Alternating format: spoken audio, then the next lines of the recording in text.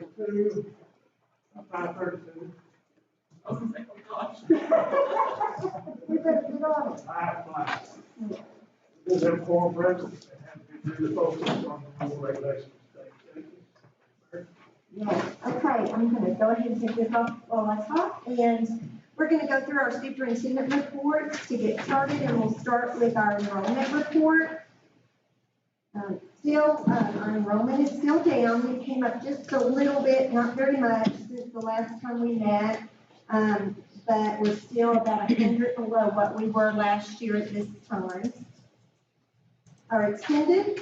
Actually, our attendance, when I just look at it overall, is actually better than what we typically do each month. And we're at about 96.4% at the district level, which is really good overall for our district, and considering all the things that we've gone through in the past month and just for this year.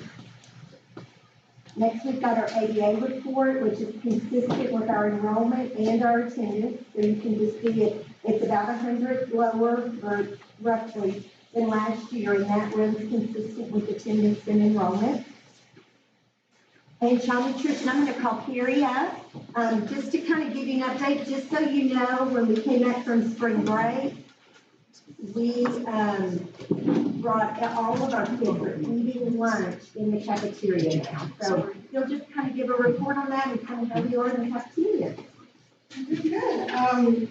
We're getting back to normal, a few steps at a time, and everything seems to be going really well. Of course, in February, we were short 4 days from the February of 2020 due to the snow event we had. And so that hurt us a little bit.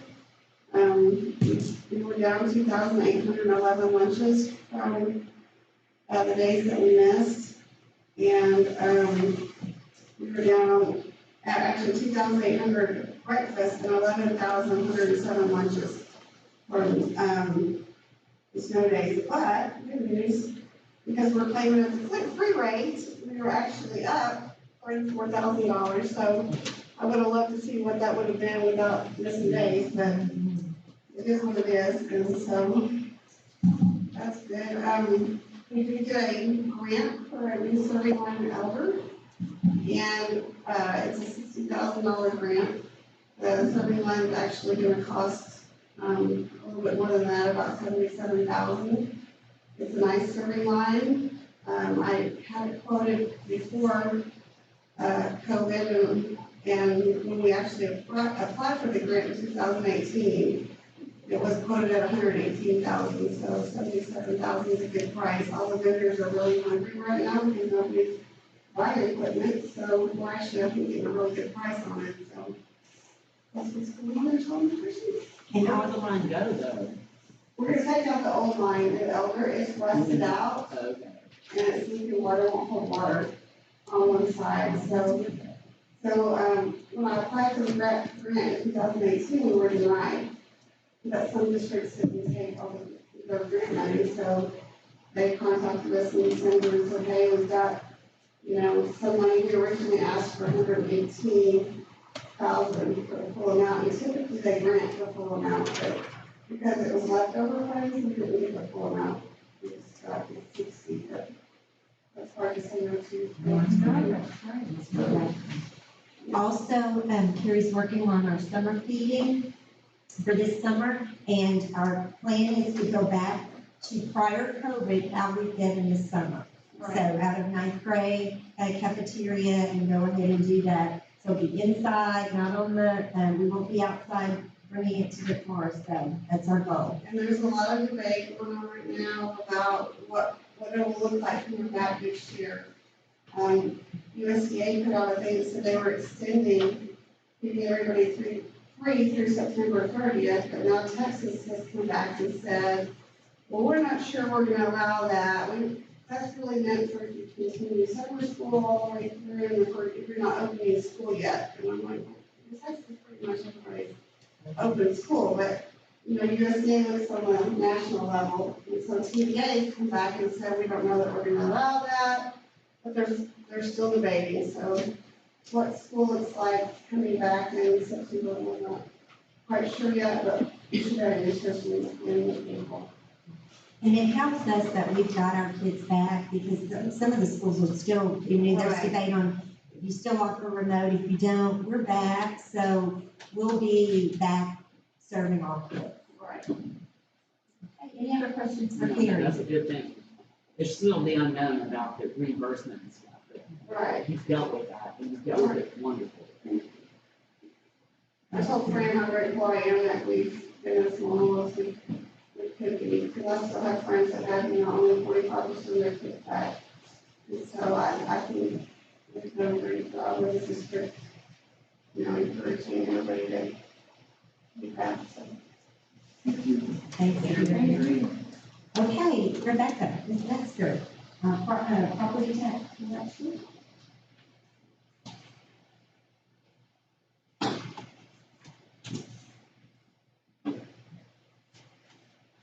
And actually, before I go into my report, I have a couple of things I wanted to go over with you. I left at your tables. The first is the one that looks like this. It says Moody's on the top, somewhere there in your staff. Moody's changed their methodology on how they rate school district debt. And they only rate our 1996 bonds, which is about $4 million worth. But we did get re-rated by Moody's, and they did upgrade us. So we were A1, we moved to AA3, which is an upgrade. And they cited our stable economy, our expected growth, and strong operating funds balance as to the reasons for the upgrade. And so that's just for your information. I wanted to share that with you so you knew that that was out there. And then next, I also left at your table a chart that looks like this. So it's there in the back somewhere. And so I wanted to let you all know that we did sign, Ms. Merritt signed a letter of commitment to join the TASB Energy Cooperative Fixed Rate Transportation Fuel Pool. So we are already a member of the TASB Energy Cooperative, which was why this letter didn't require your approval and just Fran's signature. That's how we have our electricity through direct energy, is through the TASB Cooperative. This fuel pool will allow us to buy our fuel at fixed rates going forward through August 31st, 2022. And it starts in June, so it's about 14 months. And I haven't heard the results yet of the pool, but it was going to be set at, I think, $2.15 for diesel fuel and $2 for unleaded fuel. So if they don't reach at least those rates or lower, then the pool doesn't make, and we're just back at the market. But I wanted to turn your attention to the back of this sheet. And you can look through, Cynthia Elder in the maintenance department keeps this as a log of our fuel costs. And so you can kind of look through since September and kind of what has happened since the beginning of this year, particularly since February 1st. And you can see the increase in the rates there. And in March, so far, our averages have been $2.59 for diesel and $2.31 for unleaded fuel. So hopefully this will provide some savings for the district and also just that predictability of knowing what we should spend on fuel. So I wanted to make you aware of that. Any questions about that?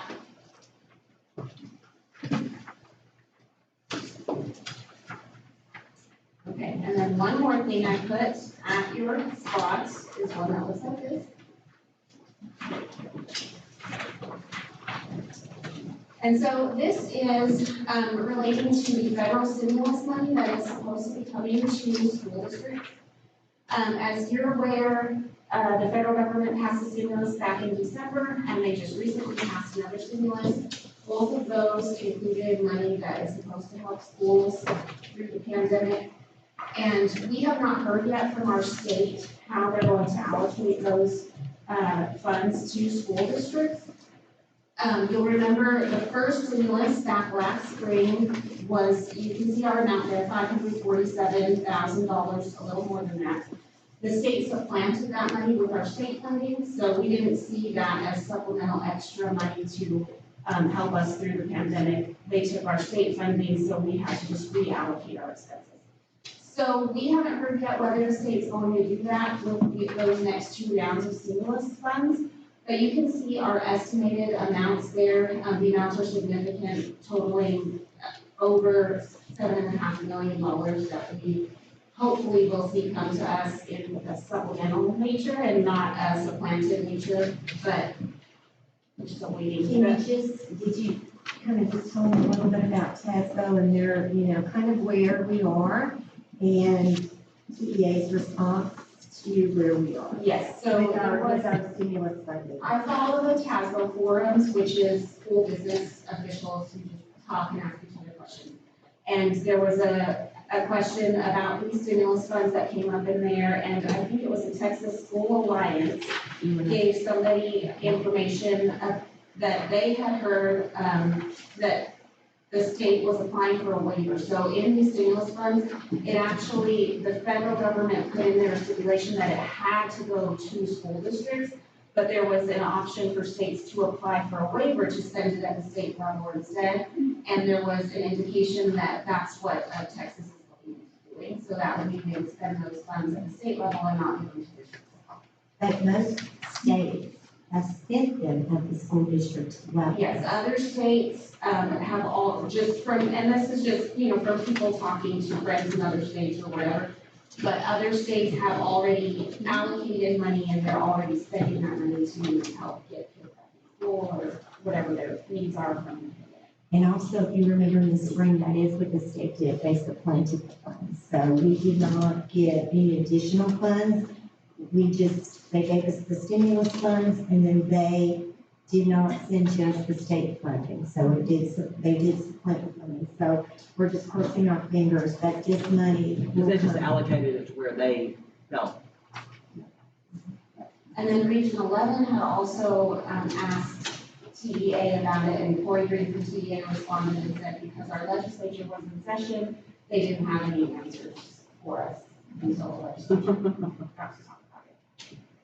So we just want to make you aware of that, just kind of where that was and where our state is on that. There is, I think in that third round, there was also a stipulation that 20% of that money had to be spent on learning loss and recovering learning loss. And so hopefully we would at least see those funds to maybe help with our summer school program or tutoring or something like that. But again, we're at the mercy of the state. When do you think? I'm sorry. When do you think they'll make a decision? Well. What's the lotto numbers for? Session ends, I think, May 31st. I would guess that it's gonna be another month or so. That is how it might be. There, also, in the task force, I think that was just this morning, there was a bill filed to actually create a committee to decide this, which would not happen until after the legislature ends. So that committee would then meet after that. And so if that gets through, we're not seeing those funds for this summer. For this summer. Yeah. Yeah. We do need another committee. One more.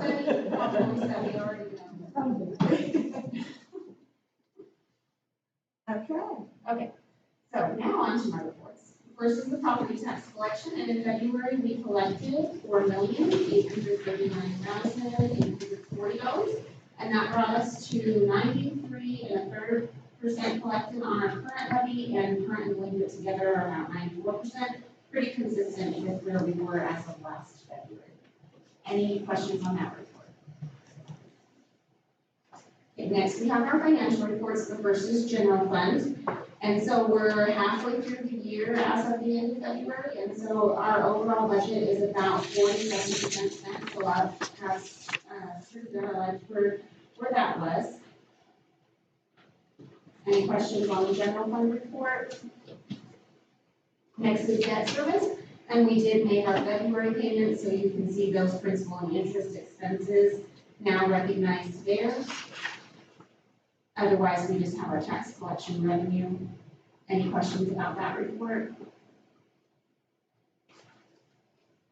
Next is food service. So we all know the situation with that fund, of course, recovering but slowly, I guess, would be a good way to put it. Any questions about that report? And then Club Excel, also lagging from where they were last year, but still doing pretty well with an excess of about a little more than 24,000 overall so far. Any questions about that report? And the last financial report is the monitoring of your school board goals, just allocating each of those functions to the board goals. Any questions about that one?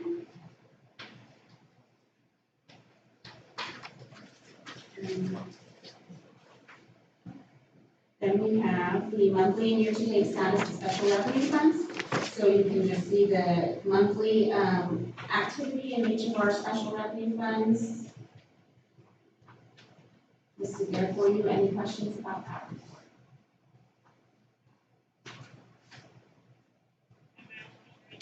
And this month we have a quarterly cash flow investment report. So you can see the activity in all of our cash accounts, and I just wanted to point out there toward the bottom, the first financial equity, we're still not seeing good rates on CDs at all. And so as those CDs mature, that money is getting moved over to that line right below there, the ICSA account, which is the Insured Cash Shelter account. And so you can see that those balances offset, and that's the best rate that we can get right now at 0.2. Any questions about that report? And last is check register. Any questions about the check register? It's like y'all stayed away from Amazon a little bit this month. I'm sitting here thinking, what did we do before we hit Amazon? Okay, any questions? Okay, thank you, Ms. Metzger. Next, we have our police department report. Any questions about that? Okay.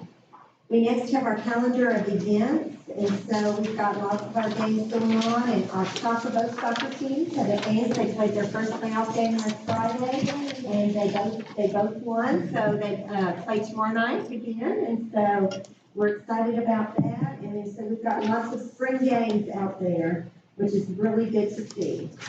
Going on baseball, soccer, softball, track. Any questions? Okay. Tonight we have Laughlin Middle School who will be doing their presentations for us, and we've got several recognitions. At this time, I'm going to go into our agenda items.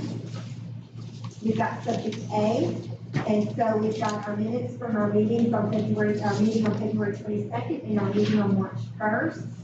And then we do have a budget amendment this month. Ms. Metzger.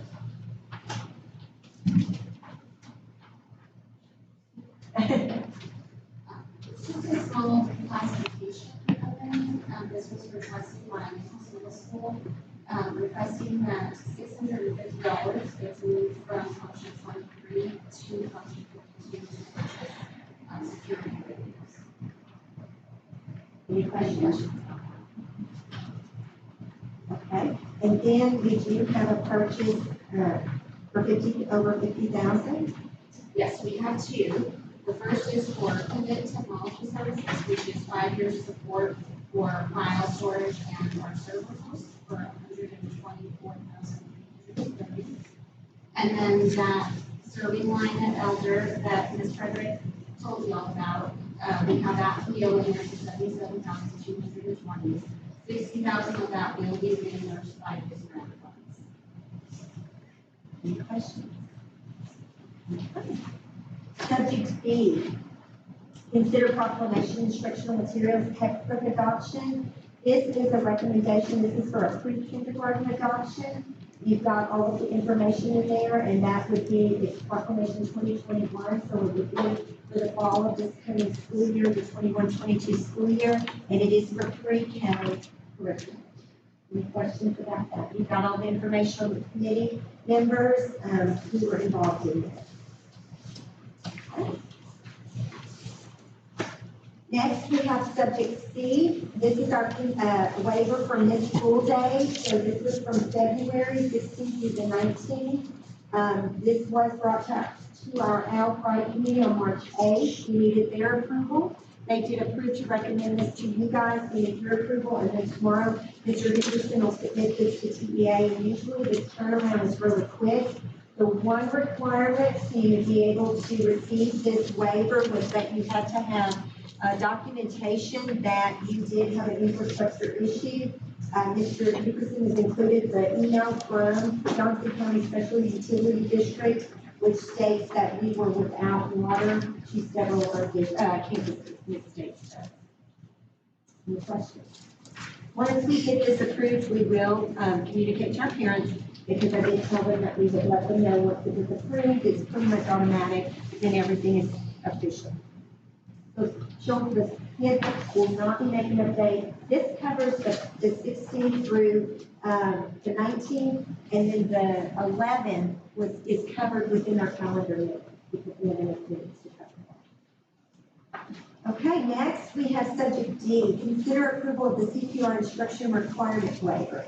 So you can see right there, we're required to provide CPR trainings to our graduating seniors, but there are two parts, and it tells you right there, due to covert restrictions, that last paragraph, the school district was unable to provide the psychomotor skills component of the CPR requirements, and therefore is requesting approval for this option. That's the part where they're actually doing the hands-on part. And so TEA has allowed, or they're allowing school districts to apply for a waiver for this due to COVID issues.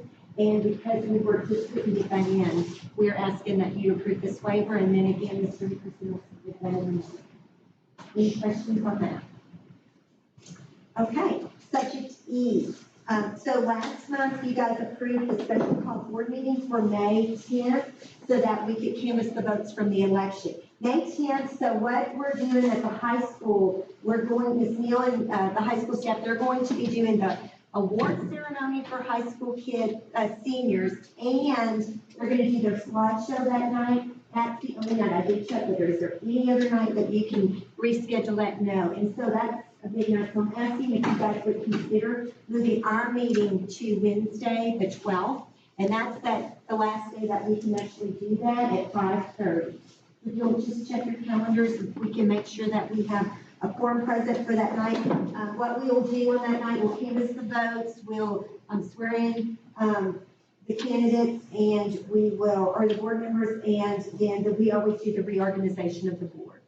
Anything that goes along with that night. Then when we come in May, then we just do our May board meeting. Any questions on that? Okay.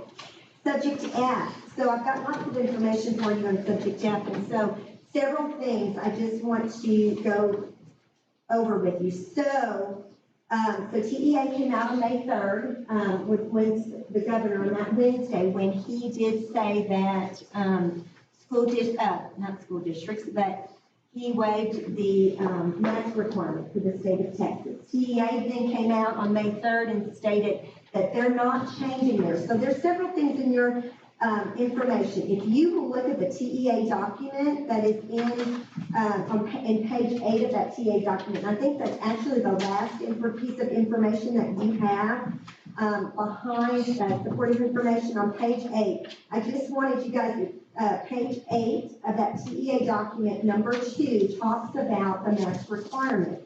Who needs to follow? The last bullet under number 2 says the governing board of a school system may modify or eliminate by formal action the above mask-related requirement. So basically, TEA is saying this stays in place. However, a school board can modify or eliminate the formal action. So we sent out to our staff, our parents, and to our staff that we were waiting till the board meeting. We would stick with our normal requirements or the requirements that we had in place from the beginning of the year in regards to masks. And then that this would be brought to our board. So I wanted to do due diligence, gather our information from all stakeholders and present that to you guys so that you would have documentation to make a good sound decision in this.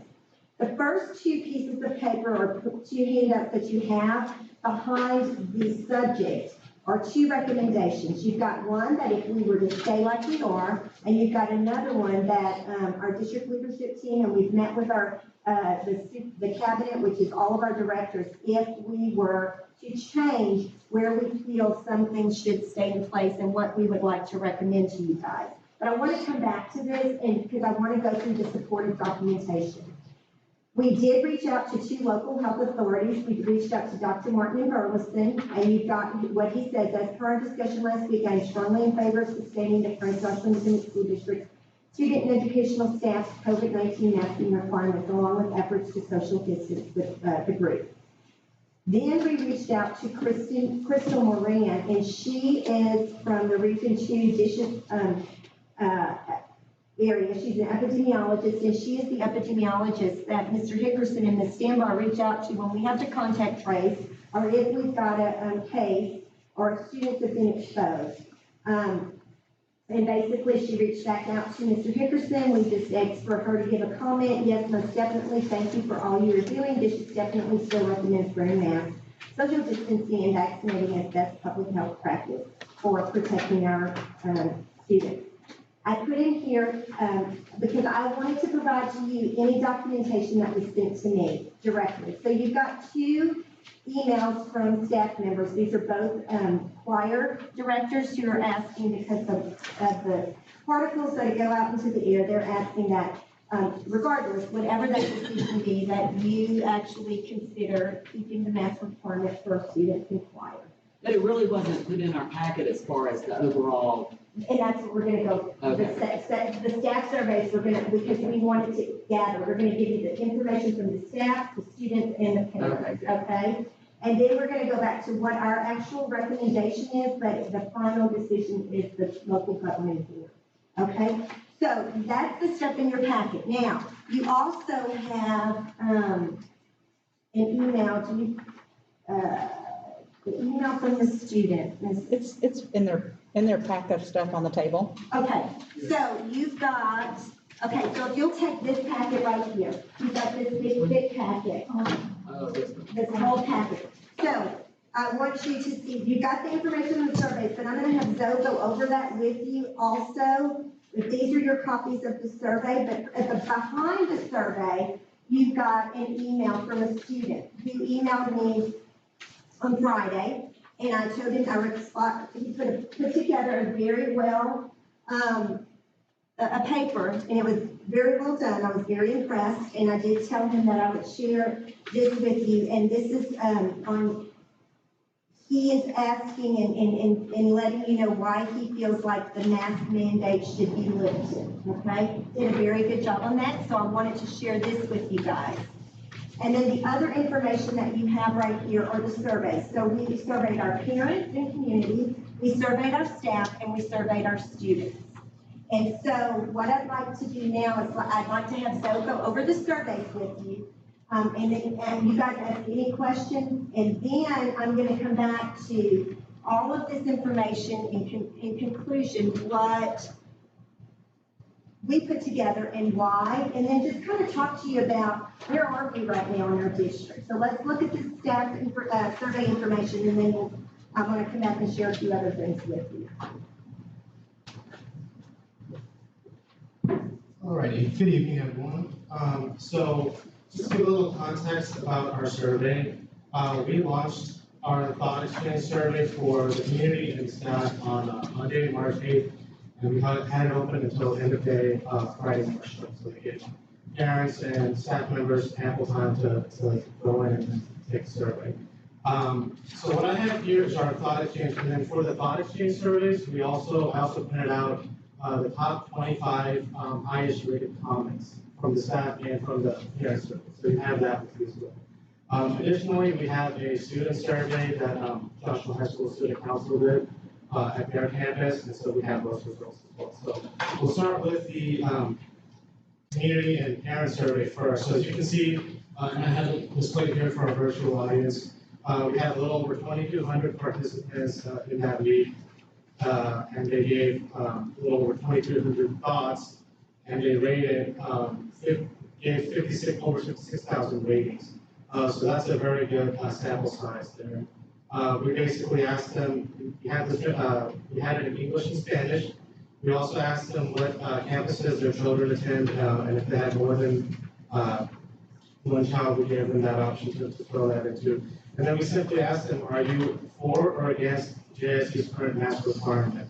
As you can see, we have 52% of our community that was against it, 40% that were for it, and 8% that weren't sure. And then the folks that were against it, we asked them how do they want to see the policy change. 6% said to amend it entirely, and 58% said to give parents and students that option for them to wear it while on school property. And then now if we go to the staff survey, the results, it's a narrower margin, but different results. We have 630 participants, which is the majority of our staff, 747 thoughts, and they rated over 15,000, had over 15,000 ratings. And so the same thing, we kind of asked them what campus they work at, and if they have any children enrolled in our district, so we kind of get a better idea. And same thing, we asked them if they're for or favor, and as you can see, the results are a little different. 47% were for keeping the current mask requirements until the end of the school year. 37% were against, and 16% were not sure. And same thing, if they were against it, how do they want to see it changed? And 47% said give the staff the option to wear it while on school property. And if you go to the student survey, very impressive number here, 905 responses. And this is just high school students. Yes, high school students. This is Joshua High School. And let me just give you, this is, our student council did this for us, and I started, I think I told you, the student council, or superintendent student council, and I had my second visit, and when I was there, and Ms. Neal was in there with me as well, and so was Mr. Hospinelli, this kids asked, and we said, or Ms. Neal actually asked him, what do you guys think? And so they kind of gave their opinion, so I asked them if they would do a survey. So our student council put these together, did the survey, and they got the results back for us. So I thought that was great for at the high school level. Yes, just shout out to Stuco for their hard work. As you can see, 52.5% are in favor of lifting the mask requirement, 37% are for keeping it. You can see kind of some of the reasons here. We won't go into all of them, but you can see some of them here. And then they also asked, they also have this question here, 72% say most of my friends want to stop wearing the mask. So you can kind of see the majority are for lifting those masks. We're going to post these results on our website and on our social media pages tonight after this debate. Do you have any questions? We just want to be transparent because we did ask for their input on that. So I wanted their input to be as much as all the teachers and the staff too. I mean, not that I mean. absolutely. Looking at everybody, so we gave everybody an opportunity to voice to give their voice, to have a voice in this. But we're a mask, we're a mask, we're a mask. Yeah. So let me kind of talk to you just a little bit, a little more about where we are and kind of what I want you to consider as we move forward. Looking at our dashboard, and so this was something that I wanted to watch since we came back from spring break. And typically what I've noticed and what we've seen and what has been pretty much true to our measures is like after Halloween, after Thanksgiving, after Christmas, we usually saw if there was an uptick, it started that Thursday that we came back through about that Monday or middle of the week. So we've been watching it. And our numbers are actually right now, today, and this was our March 29th, today at 3:46 p.m., our COVID dashboard, our total active cases are 8. We haven't been that low, and it was also 8 on Friday.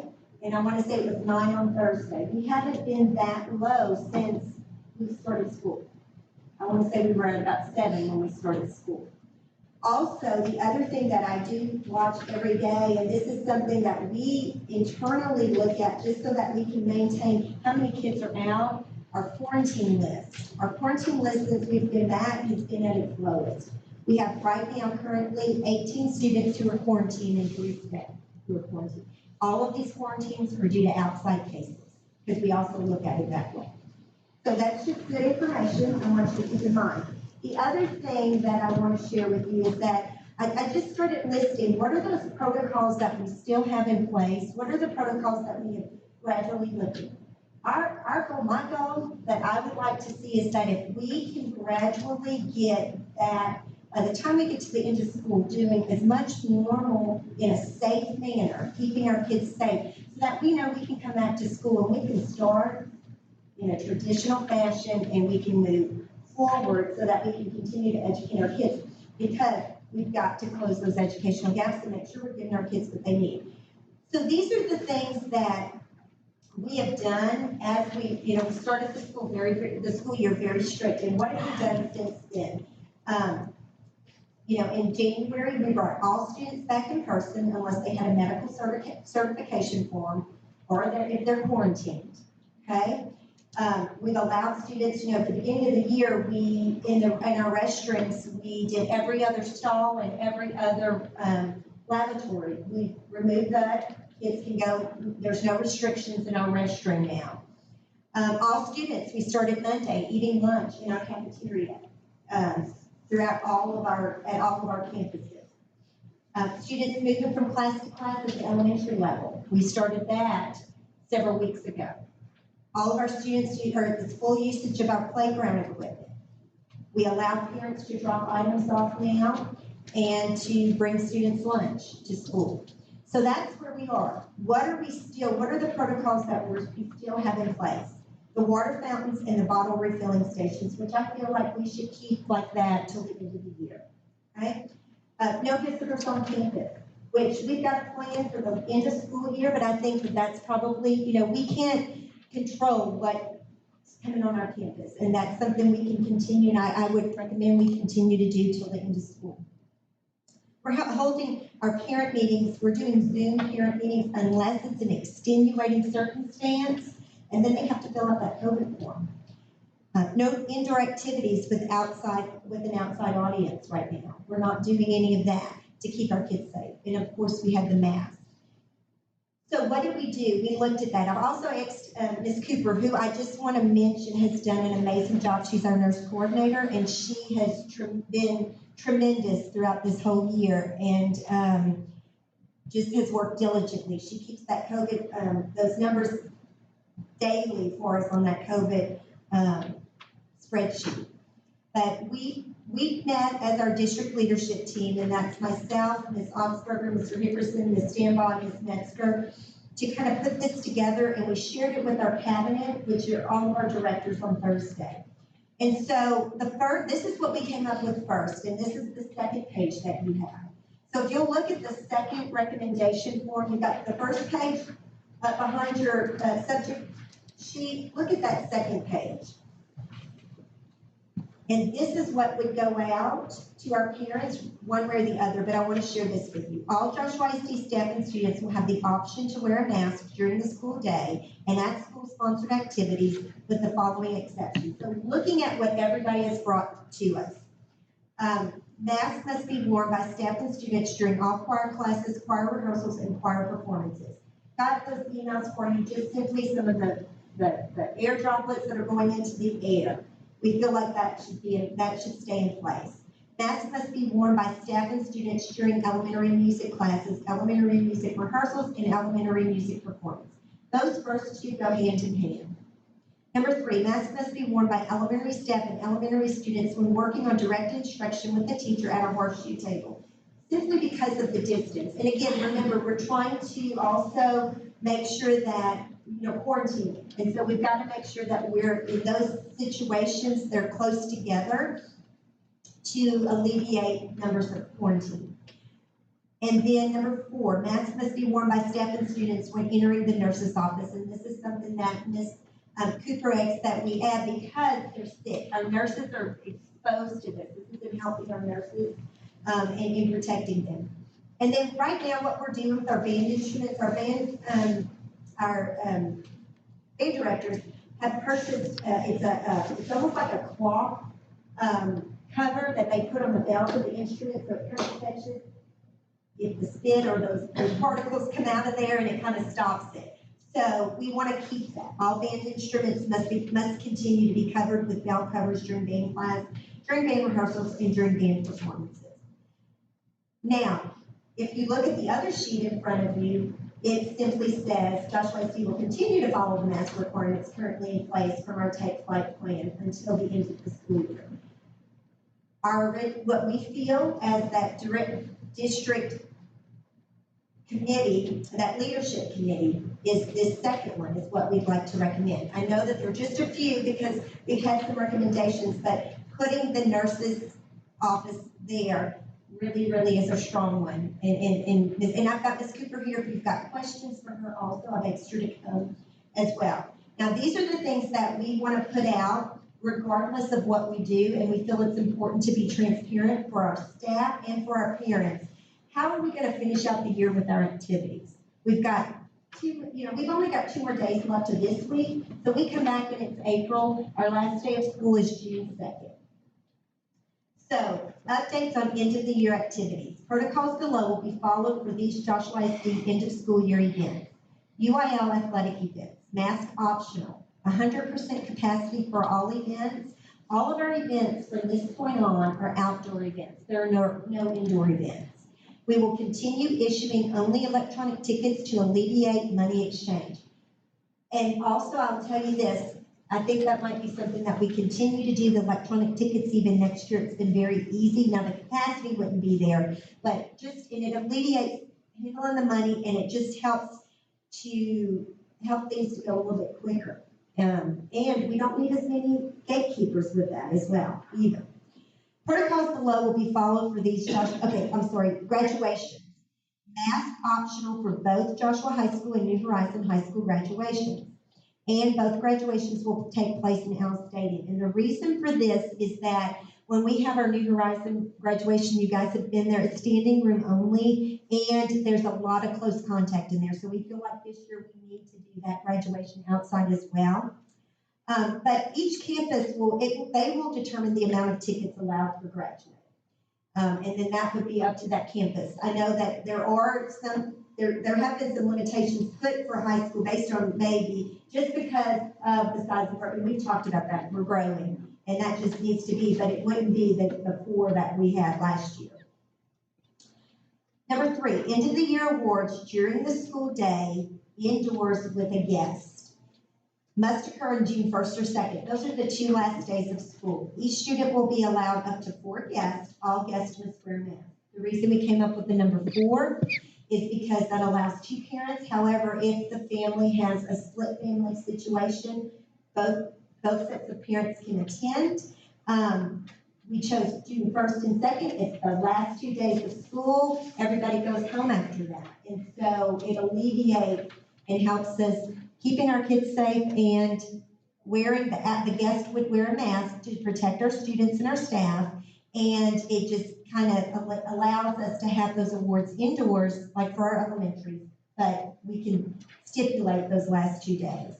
Number 4, end of the year awards at night indoors with a guest must occur May 24th through May 27th. Each student will be allowed up to 4 guests. All guests must wear masks. That's the last full week of school. That would be after hours. So in other words, some of our middle schools, sometimes our 9th grade, they have after school or nighttime award ceremonies. This would allow for that. 24th through 27th, the 28th is high school, Joshua High School graduation. June 1st is New Horizon graduation. That way it will alleviate any conflict with those 2 graduations. Number 5, end of year awards outside can occur on any day. The campus will determine the number of guests allowed, and masks are optional. That would be maybe in a stadium setting. So if somebody wants to do that, they can do that. It's outside. We're already doing that with our athletic events. Then concerts and performances. This has come up. May occur outdoors or in a gym setting. Mask optional. But if they want it to happen in the auditorium, and we did allow this for our theater arts so that they could have a run in front of the parents for one act play. They were able to bring 2 guests, and they were socially distanced, so all guests must wear a mask, only 2 guests per student allowed, only 1 band, 1 choir, or 1 class may perform in a concert or performance. In other words, if I'm in the concert band, they're gonna perform at 6 o'clock, only the parents or those guests for that, 2 guests for those students, they leave, and then we have another concert. And that way, we're limiting our numbers inside, and we're also limiting the guests. We feel like we would like to propose that this be part of whatever you guys choose, and we feel like this is giving clear information to our staff and to our parents on how we will address those end of the year activities so that we still can work towards getting to normalcy, but keeping everyone safe. So at this point, I said that a recommendation would be provided at the meeting. I feel like we can move forward with this. Now, I don't know if Ms. Cooper would like to say anything on this. If you have any questions. Teacher appreciation, I'll just add, and I have this down to talk to you guys. We would like to offer teacher appreciation inside, like we always do. It's easier on our staff, and then if our masks are optional, they're optional, but we do in the gym and then in the auditorium for, do you guys see any concerns with that? Okay, so we're gonna move forward with that. Would you like to say anything? I'm sorry? Yes, if you do, yes.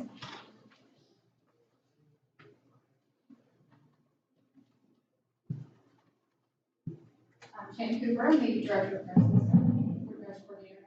Obviously, with my medical background and my understanding of the virus, also my personal experience, that I feel like we should keep our masks until the year. We are making headway, we're doing better. So I can tell you personal experience, I was in an ICU 3 weeks ago, about a large one, a smaller hospital, and they are very overrun. Their ICUs are full. I was in their step-down ICU, and it is full of patients with COVID, which we do not see in nursing. Also, I can tell you in the 3 days that I was there for that weekend, they lost 4 patients in those 3 days, which is unheard of. So, from personal experience and from my medical background, I think we should continue with it. While we are coming down, which is great for us, especially in the medical community, we are not far enough down where we're not going to see another surge come up. If we don't keep taking precautions. Okay. However, if we move forward with this plan, it is, I've talked to all my nurses and they agree that we need to keep with the students wearing masks in the nurse's office, just because we do have our medically fragile kids coming in, our diabetics, other ones with medical conditions. But on top of that, we have sick kids coming in, and not all the kids know that they have COVID. Some of them argue with us about, I don't have COVID, or COVID, and they have minimal symptoms, but we have seen it with very minimal symptoms coming back positive. So we would rather them all wear it when they come in, because we don't know the difference, especially during flu season. It's very hard to determine whether it's flu, strep throat, or if it is infected. So that's what we rather than have stored. So have you seen much flu or strep throat? We are not seeing much flu this year. The numbers are down. Well, don't you think that a lot of parents are sending, here, take some Michael and go to school, where maybe they would have kept their kids home, but maybe we have to take sick days and I can't afford to do that. So maybe they're keeping them home a little bit more too. I think flu numbers are down this year because we are keeping down that transport. We normally see kids that are open, they come to school, and some kids with flu will come to school and have minimal amount of symptoms and stuff, but they're still passing them, same thing with COVID. But the masks do work better with flu than they work with COVID. Don't you think that has to do with the hand washing, the sanitizing, the whole cleaning all the schools, and maybe not sending your kid if they have a low-grade fever? Yes, and we are excluding a lot more kids than we normally would. Whereas with flu, if we see kids all the time with flu symptoms, if they don't have a fever, we can't tell if it's allergies or something like that. Now this year with COVID, we exclude them just based on the fact that they have multiple symptoms. So we are excluding some kids that probably have flu. But again, the masks are going to keep that at a very much lower rate. But the droplets versus the aerosol, because the mask doesn't help that at all. So you have there's different masks that help with, because you have a cloth mask. Yes. The large droplets. This is the only mask that would protect you. Yeah, I know. And the other ones are smaller particles, so you have to say, but our two numbers are challenged. What hospital did you, go to? Medical city of Arlington. So I would say equivalency in size would be My like, sister was just there 2 weeks ago, actually. so we have, Yeah. The reason I said that, the malls in Cleveland, my son worked there. Yeah. They sent him home the last 2 Sundays because they didn't have enough license. well, that's great, because that's really what we should be doing. And during this time of year for nurses, this is the time of year we see the low pay, and this is when we start getting called off from hospitals and so that's So, I was just there. No, I appreciate you, people out there. My sister actually was in MCA last week for a week, and they were like, no, it's actually kind of good, like, but she's in her 70s, so maybe, totally different.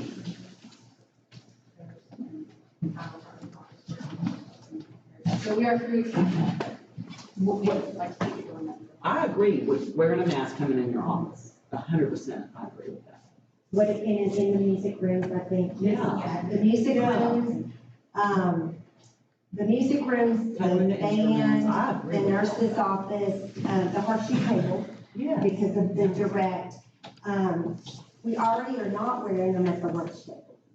They're not wearing them at the lunch tables, and, our numbers are still down.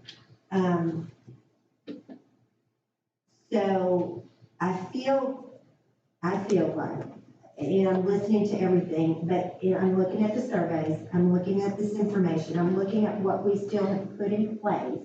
I'm looking at these things, I'm looking at what have we lifted and what are our numbers doing, and our numbers are going down. I would like to make the recommendation of making this optional with these 5 exceptions. However, if we saw our numbers to go very, very high, that we come back and say, if we saw an uptick, that we needed to go and do that. And I'm very proud of all your work, everyone's work for the transparency, the dashboard. Not many districts are putting it out there No. at all. No. So, I'd like to hear from some of the others, if you have any questions or I'm so skeptical. I just want to say, you want to stay with the mask. I do, and I understand that everything's down, but, I mean, even if somebody just got one case of it, 10 cases of it, got severe, I think that we ought to keep it till the end of the school year, and then when we come back this summer to reevaluate what's going on. I personally want to thank you. You clearly do not 100% agree with the recommendation that's been given. And I want to thank you for getting up there and still telling us your honest opinion. That means a lot. And, I honestly, I'm not gonna lie, I'm on the fence. So I would kind of like to know what, like any of the administrators in the room, what you honestly think. I talked to Fran about this. This is a situation you're damned to do, damned to don't. Yeah. Yeah, there's no right way to go. That's whole, it's been an eye-opening experience for everybody. Something you don't want to have to go through, and we didn't have a choice to do it. I talked to her about, most of our cases that we had in this school occurs. It's picked up outside the school group, at homes, at parties, so on. It's because, we make requirement to wear a mask up here. As soon as they leave the door, most of them don't wear a mask. They go to these parties and they're not wearing masks. They're getting together with parents and everything else. We've had several kids that were quarantined, had the COVID, because they were at a party with a bunch of kids. And some of them went to one in Alvarado and picked it up. And so we come back and we have several kids that were quarantined. Of course, they're being next to somebody else that was quarantined. Here we go. And so that's what they're. So, with the vaccination, and now anybody can go get the vaccination. There's not an age limit on that. You want to sign up, go sign up.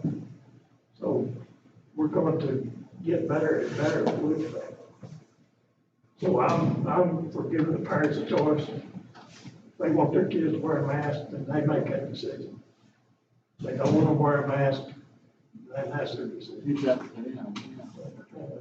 thing with that. My initial thoughts when it first came down from TEA that they were going to put this back on our local school boards to make this decision, I felt initially that to continue on as we were doing the rest of the school year would be in the best interest of everyone. Now that we've had time from spring break, I think if we was going to have a spike, we would have seen it by now. Kids were gone different places during spring break. You see them out in the public everywhere. Most of the kids I see are not wearing masks in public places now, which is everybody's opinion or position to do whatever they want. We chose to do the survey, which I think once again are people who, they have a vested interest here as parents, as staff that are out there in the trenches every day, just as Ms. Cooper is and our nurses and everyone else. I looked at this tonight because there's overwhelming evidence that parents or students want the option to wear what they or do whatever they want to on school property. It seems as if the staff is in the same position. The fact that our numbers are down significantly, once again, you can look at it as if we've got one kid, that's one too many. I see that point. But the numbers are probably the lowest they've been, I guess, since we've been involved doing the dashboard. I'm more inclined to, if we want to go in the direction of giving the parents, kids the option of wearing the mask or not wearing the mask, I certainly want to adhere to the 5 bullets that we have here recommending. I also would like to be able to, if the numbers start to go back up, if we decide to go that way, that we could go back in and change protocol quickly. Because the last thing we want is for things to go the other way significantly. I just, at some point in time, and I guess as I'm sitting here thinking out loud, we've got to start trying to see where normalcy is going to be. Where we could go the end of the year with a mask, and that doesn't mean we start next school year. The numbers could go up again over the summer, whatever's going to happen. I just think at some point in time, we've got to step out there and try to see what it's going to be like. Once again, if parents choose to continue to wear masks for their children, I certainly support that. If they chose not to, then I support that too. They know the risk involved. The numbers I'm seeing, once again, this young man that did this report, I was very impressed with. It seems as if the numbers are not as significant with school-age children. And once again, I understand I've had friends and family that have lost lives to COVID. It's a very serious situation, in my opinion. I had it myself back in November, and I still don't have taste or smell. So you're speaking to a person that takes it serious. But that's kind of where I'm coming from. I don't have a problem, I think, after I'm seeing this. Once again, if we're going to give the survey, we're not going to listen to the people. Why do we do the survey? Well, exactly. Why expend all that energy and not put that into perspective? And so that's kind of where I'm at. Because the TEA, CDC, they change their minds all the time. So why put all your stock into entities that will come out one day and then change their mind literally within 10, 12 hours? Yeah. I mean, the survey is what I just. And I agree. It's a no-win situation. Where'd you get it from, Gene? Oh, very good. Well, exactly. You could have gone into. Well, I know I got it Halloween night from people that came to our house. The family had it, and I didn't know it. And I was out there, as I usually am, talking to them, not knowing it. And as soon as they left, my wife ran and grabbed the hand sanitizer and said, "Here, you need to put all this on you." And it's like, do what? I had no idea. I'm talking to a person that the male did not have it, but his wife was home with it, and a couple of kids had had it. So I was around Halloween night, and 4 days later, Another party that was there got it, and I had it within 4 or 5 days, and then my wife, of course, got it from me, so we've been through that, so. I take it serious, I really do. At first, initially, I didn't know, and I'm always kind of somewhat leery about it, but I take it very serious. Chris, how do you feel? I feel the same way Gene does about it. I think the option is the best thing based on the survey and based on the numbers and based on my personal experience in the world out there in my business, where I go and what I see. Because every place I go, I ask them, how much COVID do y'all see now? And the numbers are drastically falling.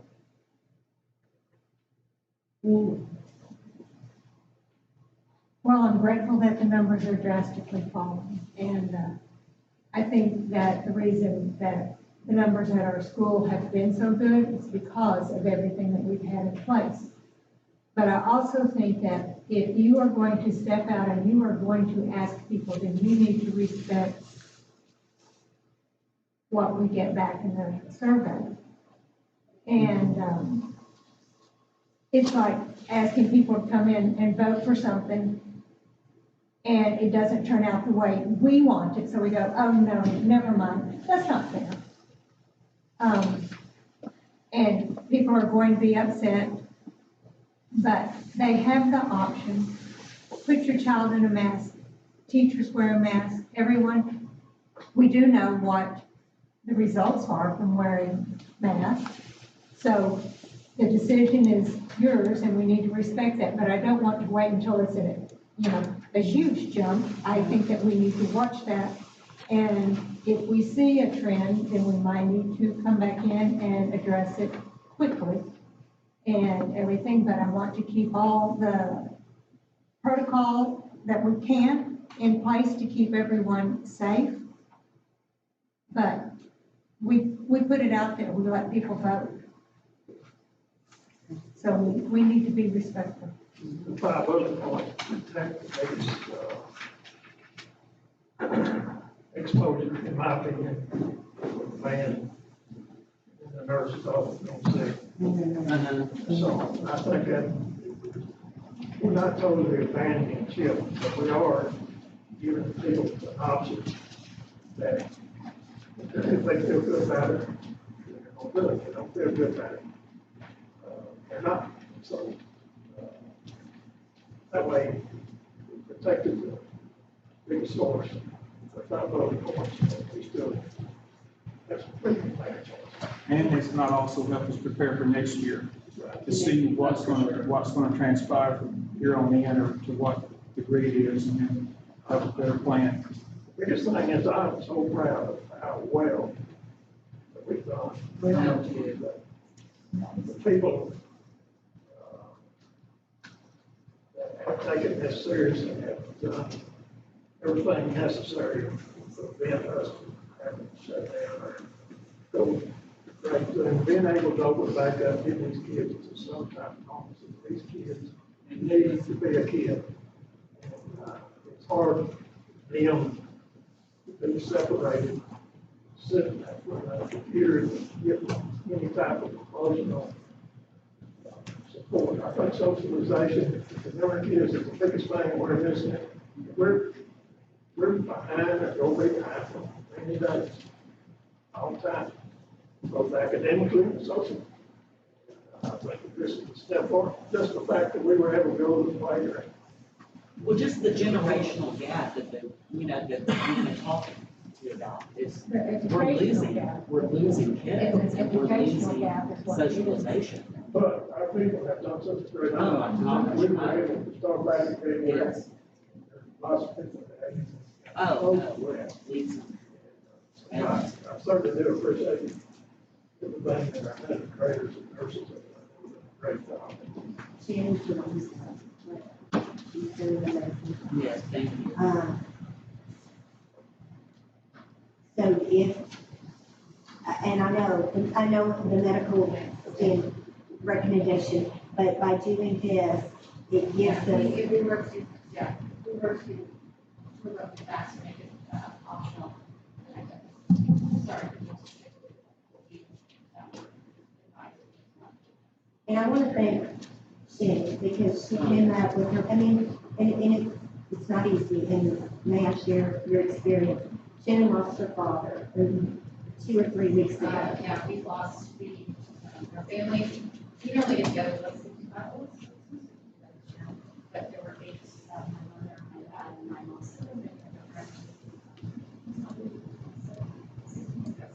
Out of 8, 7 in the hospital. So I'm pretty absolutely sorry.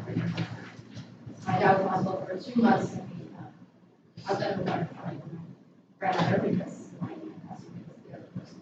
So it's tough. And even I was lost in 7 years of minutes. And going through all that, she still maintained kind of a spreadsheet, maintained everything, and kept up and took care of our district. Sorry. Through that. And I asked her if she would be here and just kind of share, because I want us to look, we've got to look at the whole picture to make this decision and consider all things. But Charles, you did ask a question. You asked to hear from some administrators. So is there anybody that would like to, Jolene, do you want to? I'll say as administrators, Thank you, Shannon. Thank you. all of us had equal opportunity to fill out the survey, so I'm not gonna stand here and give you, say one way or the other how I feel, but we all had that opportunity to fill that out. I think we all exercised that opportunity.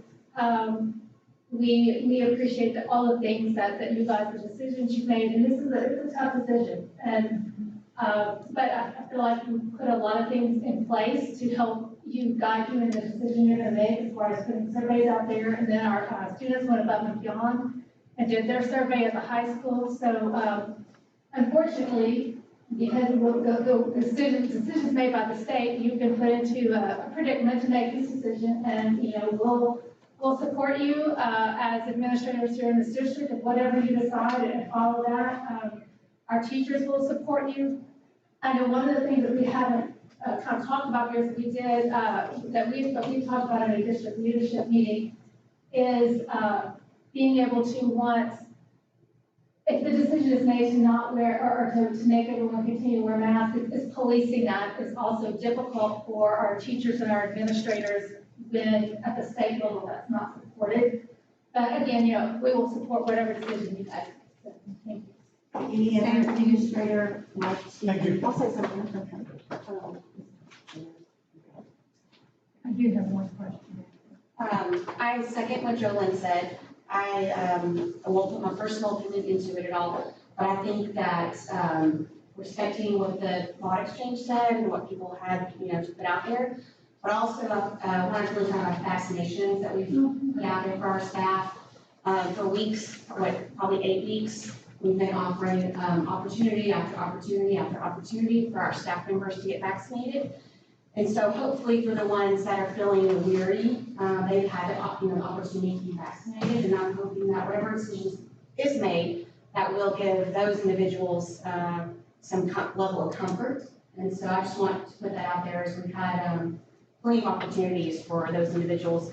And we've even allowed them to go during work time. So to get that taken care of, because we wanted it to be a priority because needed it. So, and I know you guys are in a hard predicament to be in, but I believe you all make the best decision, as always. Thanks. Well, and I also, in addition to the protocols that will be in place, our cleaning is not going to change one bit. We are still going to continue as we have all year, which that staff has been fabulous, just fabulous coming in. And so many more safety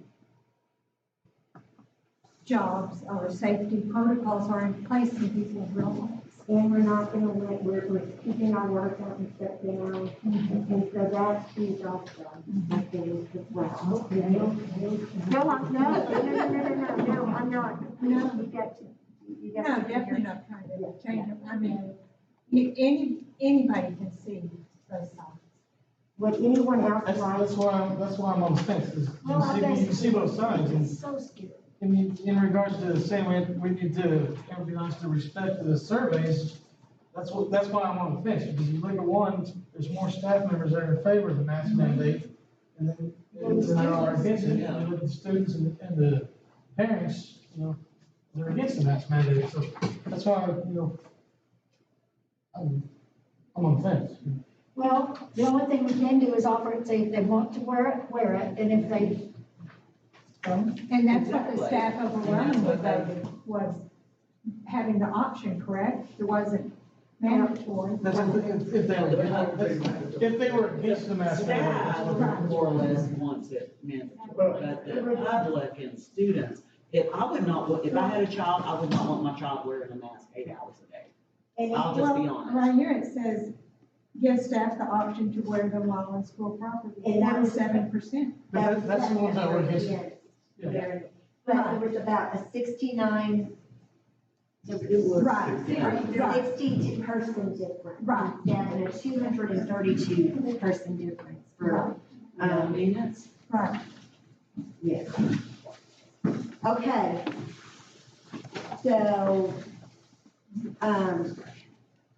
what I will recommend is I will recommend the option with the 5 exceptions. I will read those. Okay. I will read the updates at the end of the year just for gathering, and then we'll, entertain the vote at that point. Okay? And I'm just gathering because I wrote down, just kind of going through where you guys, lean, and we'll open up the vote, and then if there's any other discussion. One thing that I would like to, I think that just gathering from you guys, that we could add to this, and so we would need to add this, because we're gonna put this out tonight. If numbers start going back up, we will change the protocol quickly. Can you add that to it? I know we won't have it in Spanish, but we can add the Spanish part tomorrow after it's, we'll probably be here tomorrow. She can maybe get with you and. Okay. Yes. Sure, absolutely. And Ms. Merrick and I have talked a lot about this. My personal belief, it doesn't matter one way or the other, I said my only concern was that since we don't give our kids or staff an option to be here, that concerned me, because we said everyone has to be here, but most districts allow their staff to work from home or their students to work from home. So that was a concern, but also a very big concern for me is quarantining students. And just what are the rules now going to be for quarantining students? Because we do have so many kids who are sort of feeding things. So we were able to isolate kids at lunch, for example, we went to baseball team, keep out themselves at lunch or softball, or whatever, any sports, keep out themselves to remove from that setting, which has really been the only setting where we're 14 kids. And now what's that look like in a classroom is I'm the star, whatever, and I'm wearing my mask, but everyone has COVID, and we're sitting beside each other, interacting because we're in class, and also everyone has COVID, or supporting for me. So those are just a few of my concerns, but really it's what's quarantining look like, and how's that gonna affect our kids. Do you want to speak to that, Corey? Because we did talk about that in our cabinet meeting. Yeah, we talked briefly about it. I think as far as quarantining in particular situations, like just talking about if somebody's next to me, whether or not the information we receive from CDC, whether or not if this one's positive, they're still sitting next to me, then I'm still gonna have to quarantine because I fall under that 6 feet. I think the quarantine procedures, there could be the potential, like we mentioned, that there could be potential that it does take out a few more, just depending on who's unmasked and who's masked. But I think as far as the procedures, still stay the same. Just we'll have to rely more heavily on the teacher's interpretation of what's going on in that classroom. Didn't it go up to 3 feet? Well, and that's the other deal that the CDC is supposed to be, or excuse me, not the CDC, but this is supposed to be talking about whether or not they're going to. I've reached out to them and they are looking into that and they're going to get back to me, but they did say that was a recommendation. They're gathering the data. And as soon as they have it ready, they were going to propose that. So hypothetically, if they end up going with the 3 feet, we could look at changing our procedures. 49 or more than 3 feet apart, therefore we wouldn't have to quarantine. We're not there quite yet. So. Anybody else? James, you want? I would just say it is definitely a predicament, and I've seen at our campus both sides of it. It's so difficult, and I know it is on every campus to police the masking. I mean, it is a battle and again, I'm sure it is everywhere, but trying to police above, keeping it where it can protect you is very difficult. So I think, again, I mean, as has been said numerous times, I think you can, there's arguments for both sides of it. But, there's a lot of challenges for us right now. And I do think it is difficult when you trying to adhere to it when you have the state saying one thing and then trying to continue that on a local level. I think that I feel like this recommendation covers the more at-risk areas. It's protected in those areas, and it's kind of that middle of the road, but it allows still some protection, but it also allows options. Okay, I do have a few other things that we needed to cover. I know we're out of time. I think I'll add those reported during our superintendent's report. Okay, okay, I will do that. Okay, so if you would like to secure the superintendent. Okay. Okay. Yes, sir. I'm in break, so back there, 5 to 7. Okay.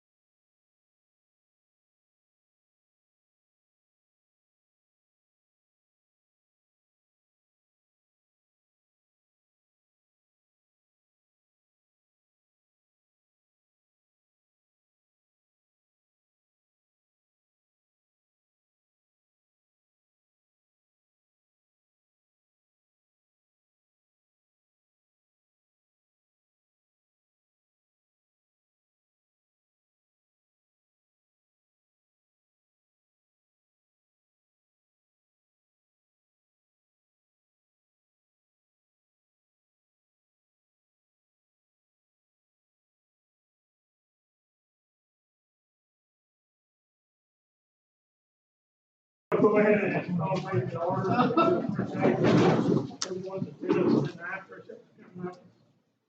Our board meeting, March, this year it's gone by so fast. Mary, we're gonna open the discussion season. Heavenly Father, we thank you for bringing us all here tonight, and we just thank you for this great school district. We thank you for this amazing school year, and we just ask that you continue to bless this district, our students, our staff, and our families. We ask that you continue to give us the wisdom, the courage, the strength, and the right judgment as we make the decisions to move forward in the best interest of our students.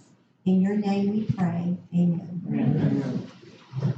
So we do have a forum, and it's been posted in a manner from the time required by the law. So. Yes, sir. We have two students from Laughlin Middle School who are going to lead us in the pledge tonight. The first student is Micah Torres. He is the son of Samantha Torres and Gerardo Torres. He is an 8th grade student at RC Laughlin Middle School. And this is what Micah says. He says he is very athletic and loves sports, especially basketball and baseball. He says his favorite subject is science. He likes to hike, he likes camping, and he likes traveling. So let's give Micah a round of applause for helping us tonight to lead us in the pledge.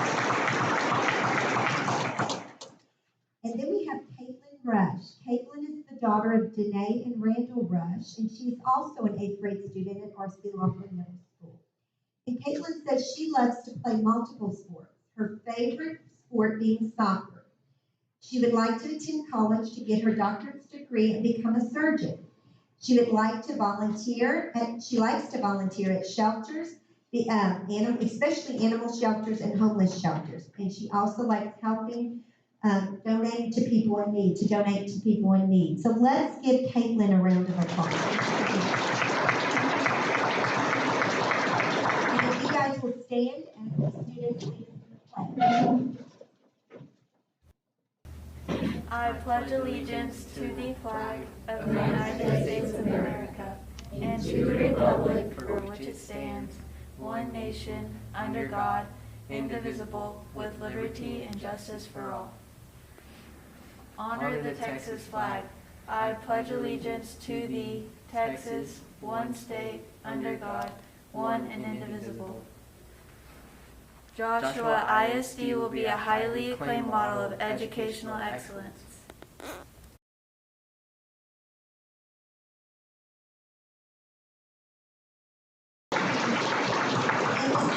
You'll come up and Mr. Galbraith will give you 2 pens, and we will give Caitlin, and you'll give those to Caitlin and Micah in the morning and tell them thank you for helping us lead the pledge and leading us in the pledge tonight.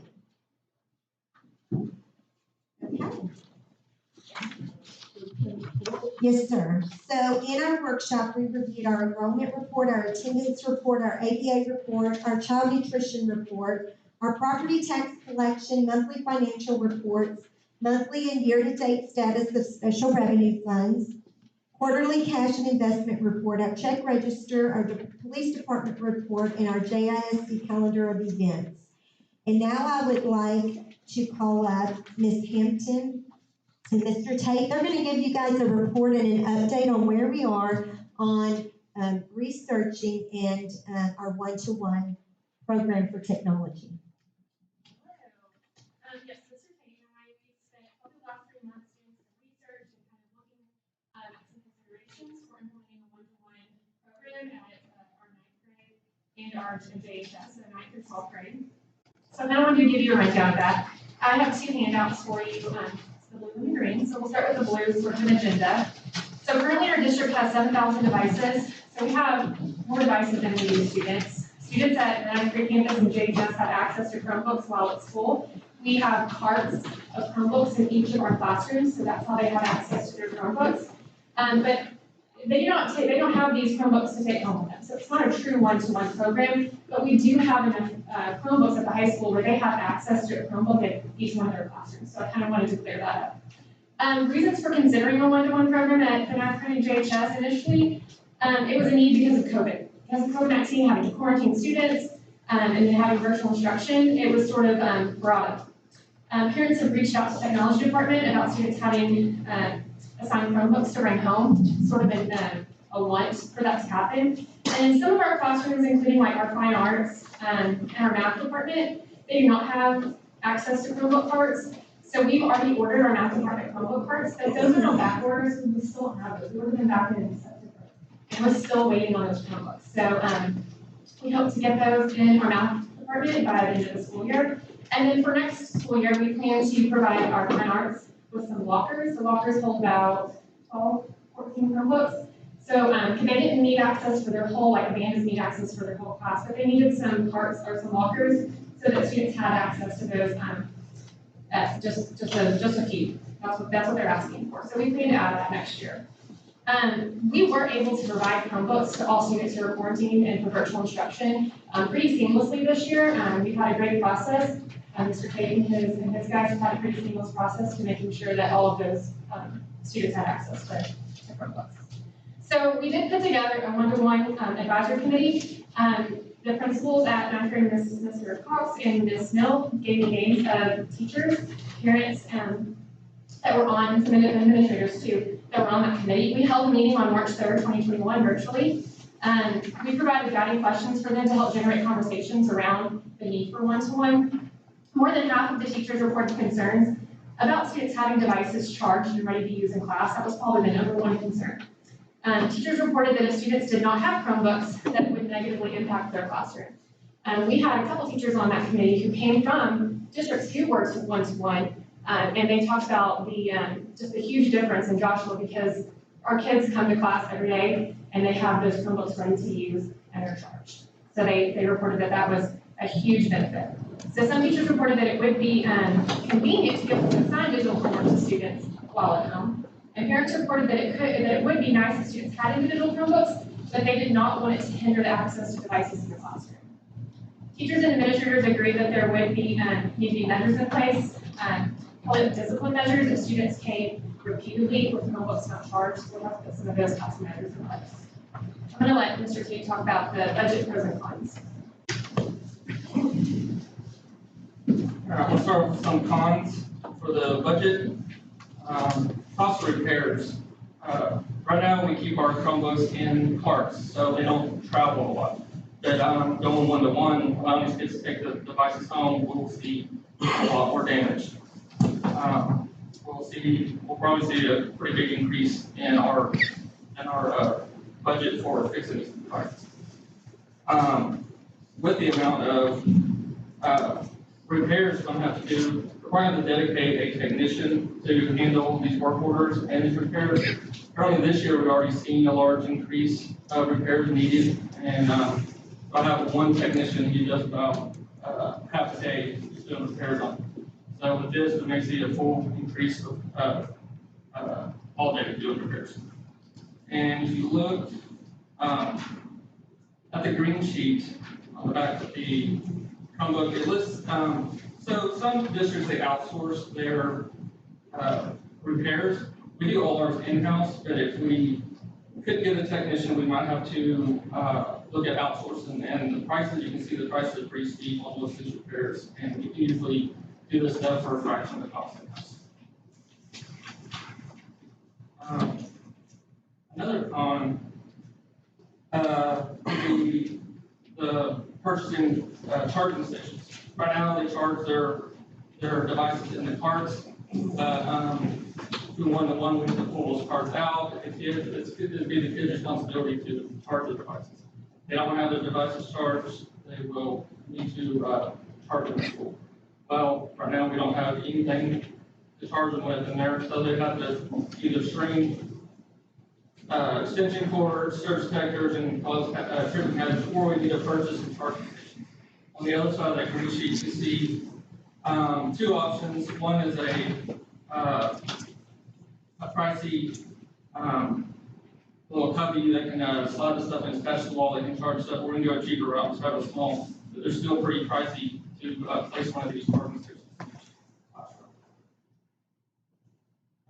Some pros that we would have if we did go one-to-one We'll be able to pull out these additional Chromebooks we have in the high school and just disperse those throughout the district to give some of our elementary and middle school students more devices. Because currently I feel that we have more devices at the high school than we have students. We would also be able to pull out those additional carts, the charging carts. Because the kids would be taking them home, they would be needing us, we'd be able to use those carts at other locations as well. So I like that one.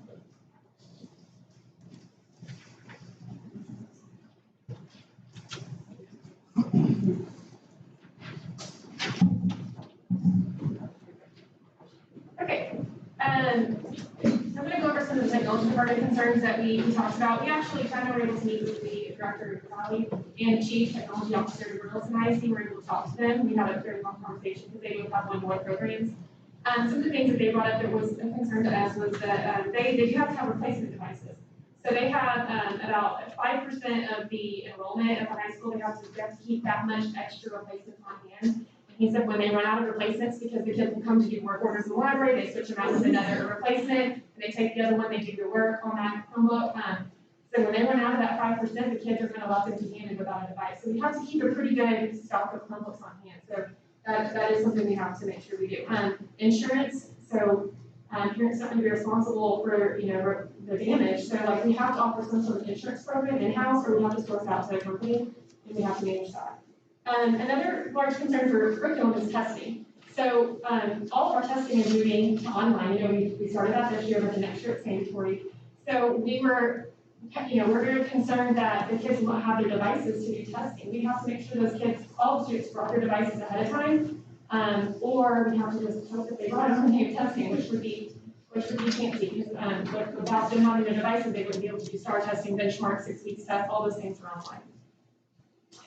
I attached also on the agenda, you can see the Brown Heights Technology Survey. This is a survey we give to all students. We're currently giving this to our students right now, but this is the results from our 2020 survey we took last year before we left for spring break. We had it done, so I do have the results from that. You can see at the high school, 97% of our students reported that they have access to a desktop, laptop, or tablet computer at home. Because one of the main reasons for this is to give kids access at home, but our students reported that 97% of them do have access to a device at home. And then you can also see the Chromebook's only going to be as good if it has wireless internet. It has internet. So 88% of our students reported that they had internet and wireless, or some type of wireless internet at home. So on the back of this agenda, I also added a chart of surrounding districts so you can sort of see what districts around us are doing. The top districts are districts that have life enrollment that we normally will call into the survey when we're researching. And you can kind of see what they have in each one of their schools, their ISDs. Weatherford, you can see on there that they used to be 1-to-1, and they moved back due to the cost of repairs. Let's go. Toledo has decided, and Granbury doesn't have a 1-to-1 program, and they have to do not plan to have it, based on the information they gave. But then you can also see Burleson, Crowley, and Cleveland have their, and I also put on there they have a person dedicated to repairing those Chromebooks, so you can see Burleson, he said they have a team of like 3 or 4 people, and all they do is repair Chromebooks. Now their whole district is 1-to-1, so it's a little bit different. So Chad and I, we decided to kind of ease us into this. Our recommendation for the 2021-22 school year, to make sure our students have access to a device when they need it at home, we'd like to put a part of Chromebooks in the library at Nutcracker campus and at JHS for students to be able to check out for 2 to 3 days at a time or less if they need it. And then we'd also like to be able to some of the hotspots that we purchased this year for virtual instruction and for quarantine students. We like to keep some of those hotspots on, and so kids can also have access to internet when they need it, so they can work on those research projects and stuff like that at home, so they can have access to Chromebook and hotspot. And that's going to give us data too this year to be able to see how often are kids checking out these Chromebooks, how often are they needing them, and then that can help us sort of make a decision for the next school year if there is a need to go ahead and move 1-to-1. Any questions that you have for Ms. Hampton and Mr. Teddy? And I just kind of want to reiterate something that they said, what we're doing right now with the Chromebook carts that we have in our classrooms, and we have that up and down from 2nd grade on up. We have been starting. starting in kindergarten. So it's a one-to-one in the classroom. It protects our devices last longer because we have them here. I think that what they're gonna do next year is going to give that option for those children that don't have devices to have an opportunity to check those out, and let's see how that goes. And that might be an option that we can do, saving money and just kind of, we're gonna just investigate and see how that goes and do any research. But I think they've done a great job of collecting the data, looking at it, looking at our options, and coming up with a way to start this and collect more data to see who needs that. Any questions? Well, just the last year, it's changed, it's gone. They're trying to provide for the whole district. Yeah, yes. Thank you for all the hard work, that's amazing. Julie, I was just gonna ask, when we went virtual last spring, did we see a preponderance of damage to Chromebooks when we issued them out? Yeah. That would be my biggest concern. Absolutely, we did. And the thing is, as you think about it too, like, they got the devices, they took them home, and they didn't really move them. Yeah. When we're talking about one-to-one, we're talking about them being in backpacks, you know, back and forth on the bus, in cars, you know. I think that the damage, well, I know it will, because Burleson probably told me it will. Once they start moving around with the devices, you're gonna see a large number of. I know it's Weatherford, that was one of the reasons they went back to carts, it indicated on there because of that. Yes, and. Chad, do you want to speak to what you get, what was brought back to you guys, the time that you had to spend on cleaning up those devices? We received, some, damaged devices. We also see some, many of them come back like infested with bugs or at least smell like cigarette smoke. And just we can't do anything with those devices. We can't hand them back out, so it's a lot of loss. Yeah, definitely, it's not, lots of smoke damage. Yeah. And I also would say the missing devices too will be an issue. Students withdrew, they didn't ever bring them back. We'll have to hunt them, we have to hunt them down, we have to file police reports for missing, property, stolen property at that point. And then, I think he said we're still out 200 devices from this year that we have not been able to get back. And we'll get some of those back. But that's still a lot of devices that these kids are back in school, they were quarantined and they haven't brought those devices back, or they just withdrew and they never brought the device back. This is next school year, Trevor? So next school year, we're gonna do the cards where the students can check them out at the high school and at Creek Campus and New Horizons. And that will give us some data. I really think that will help us drive a decision for the next school year to see how much we have with the checkouts, and then if we need to, we can then again, research and decide about what's more for the next school year. But we'd still keep the carts in the classrooms. In your opinion, how much, detriment is it that they don't have device at home, as far as academics is concerned? Yeah. Does it help to have it at home, or is it beneficial to even carry it home? What your survey said, all the kids, most of them have access to here, and they probably don't use it that much, except in certain situations. To me, the checkout situation looks like it would be the best option. I think it would fill that void that, the One Pro of one-to-one would need for them to have access at home. So I think it would fill that void, but I can only report what teachers have told me, and they all overwhelmingly didn't want it to hinder what happens in their classroom. And then students not having the devices charged and ready is going to hinder instruction in the classroom. They don't break. Yeah, when they don't break them. Yeah. Especially when we get to the testing situation. If we don't have enough for every student, when we start testing if we start stringing them out and we don't keep the carts, that's going to really be a And detriment. a lot of these students, even if we were to give them Chromebooks and they were sending home, if they don't have internet access, they're going to be useless anyway. So I think our option is even better, because if we can hold on to those hotspots, and then when those kids have these research papers and stuff coming up that they need advice, we can do on a Chromebook and a hotspot, so that they'll be able to work on those things. Like right now, we don't offer anything like that, and there is a need for that. So I think that'd be very helpful. That's a pretty good financial hit, because there's 200 devices have to repair and they're not able to use them. Yes. So to me, We're looking at $275 a device. It is substantial. We're lucky, a lot of those devices were end of life. haven't gotten back, so those are the ones we would have, recycled, so we're pretty, we didn't get a huge hit, from these that we figured out for quarantine and for construction. But if you're going one-to-one, those would be new devices. When your staff is spending most of their day repairing everything. All the ways. Very much. Thank you, guys. Anybody else got any questions? Okay, I'm gonna call Ms. Stambaugh up. She's gonna just share with you some information about, another offering for our staff. It's free of charge and just share with, well, it's not for the staff, but it's a low cost. Yes. So I'm always looking for ways to keep our benefits, Helpful. Thank you, helpful. And so, we offer the telehealth plan, that's employer paid, thanks to you. The hospital indemnity plan, and basic life insurance, also $300 towards our health insurance, all three for the district, thanks to you guys.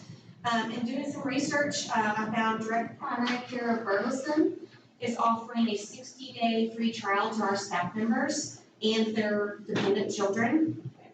And so how it works is basically just a doctor's visit. What they do is they pay $70 a month for the parent, and it's $40 per child dependent. And so, and then they pay that every single month, and then if they need an appointment, they walk in and there's no charge to them. So it's kind of like an insurance policy in and of itself for this location in Burleson called Direct Primary Care. And so I talked with Financial Benefit Services a little bit about it, and they're our third party for our benefits program. They would have no direct involvement with this, but they ran through the rate, how great it is, and she said that she actually uses it herself. But it's a great program, and this is kind of the way things are trending across the United States right now. And so what it offers to our staff is unlimited primary care visits, unlimited urgent care visits, labs once a year that they can do at no charge. They don't have to walk in and worry about any deductibles or any insurance. They're not handing their insurance card. There's no wait time. They can do after hours care. They can do direct messaging with providers. These are some, some of the key things I wanted to go over. They have access to free specialist consultations for over 120 different specialists. And so since our TRS insurance is pricey, and that's, at no cost, it's not our choice, it's TRS does those charges up. This allows just one more option for our staff members to have some health insurance or, some health care if they can't afford our TRS insurance. And so in doing this, I would send it out to staff. They would have a 60-day free trial option if they wanted to do that. And I wanted to do it sooner rather than later. That way if people decided I like this and I want to go away from health insurance, this would be an option they could start looking at this summer as we go towards open enrollment, which will be in August. And so my recommendation is to send this out. This is at no charge to the district. This would just be something that we're highlighting on our page, just like we highlight some healthcare discounts at the gyms. So this would be similar to that. We would just advertise it out there, tell our staff this is the 60-day trial will begin, let them know who to contact, how to contact. And then from there, those that choose to elect to do this, it would be payroll deduct. And so that would be, one of my staff members would monitor that, and that would be payroll deduct. So that would be the only thing that we would have to do on our end would be, put that in payroll deduct. So other than that, it's pretty seamless, but this is something that I would like to recommend for our staff. It's just an added option for them, in, trying to offer great healthcare for our staff. Anybody got any questions? No, great Sounds option. great. Yeah. Great opportunity for us. Okay, thank you. Thank you, Ms. Stambaugh. Okay, now we have our campus presentation, Laughlin Middle School, so I will call up Ms. Jane Sinister. You can go wherever you'd like to go. You can go here, you can go over there, forever. Hi, I'm Jane Sinister, principal at Laughlin, and we are going to highlight our choir program this month. We're very excited. We have a new choir director, choir teacher. She started last year, beginning of last year at the same time I did, and she actually started in October, so we were into the first semester before she even began.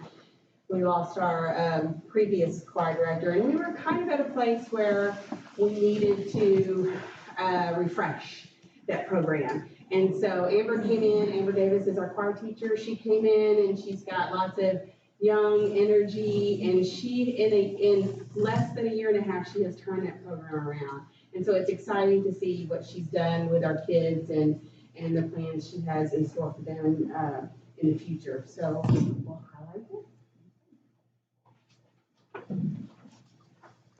Somebody told me you want to learn a little bit more about choir. And I'm here to help. Hi, my name is Amber Davis. I teach choir and 6th grade music at Laughlin Middle School, and I'm here to show you a little bit more about my students and what we do in my classroom every single day. Come along, let's go. This is where the magic happens. You can see that the chairs have been spaced apart. There are masks that are being worn all the time when we sing in here, and it's just a different vibe. So Laughlin Choir is kind of broken up into a couple of different things. My 7th graders and my 8th graders make up my tenor-bass choir and my treble choir. So I have 2 choirs that go to compete at UIL and that perform on all of my concerts.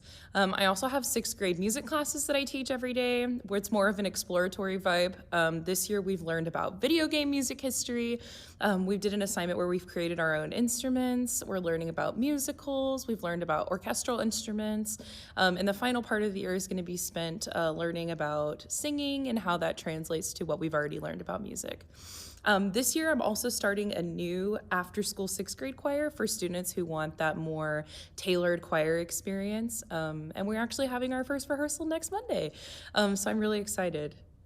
Yeah, so that's what my classroom hierarchy looks like. Okay, and then in our choir season, we have concerts. So now you're looking at some pictures of our fall recording that we did with the high school and with Nichols. We also did a holiday concert, which you're going to hear a little bit of shortly.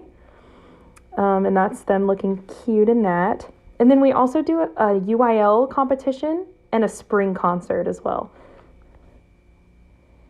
Let's go ahead and take a listen to some of those Christmas recordings.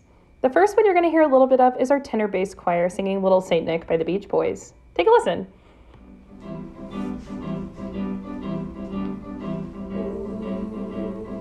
Merry Christmas. Christmas comes this time each year. Well, way up north where the air gets cold, there's a tale about Christmas that you've all been told. And a real famous cat all dressed up in red, and he spends the whole year working out on his sled. It's the little Saint Nick.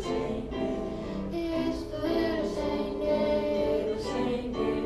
Just a little bobsled, we call it old Saint Nick. But she'll walk into a buggy with the 4-speed stick. She's candy apple red with the ski for a wheel. And when Santa hits the gas, man, just watch her feel. It's the little Saint Nick. It's the little Saint Nick. Saint Nick. Run, reindeer.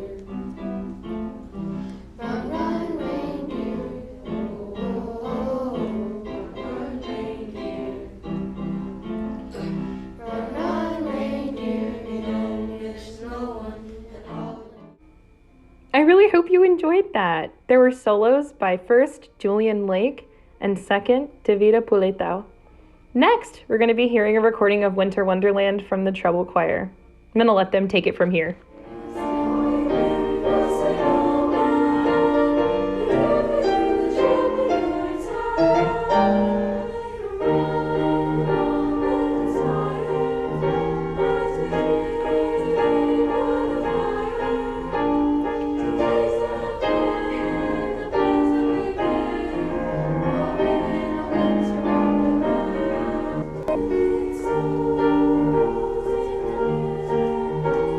It's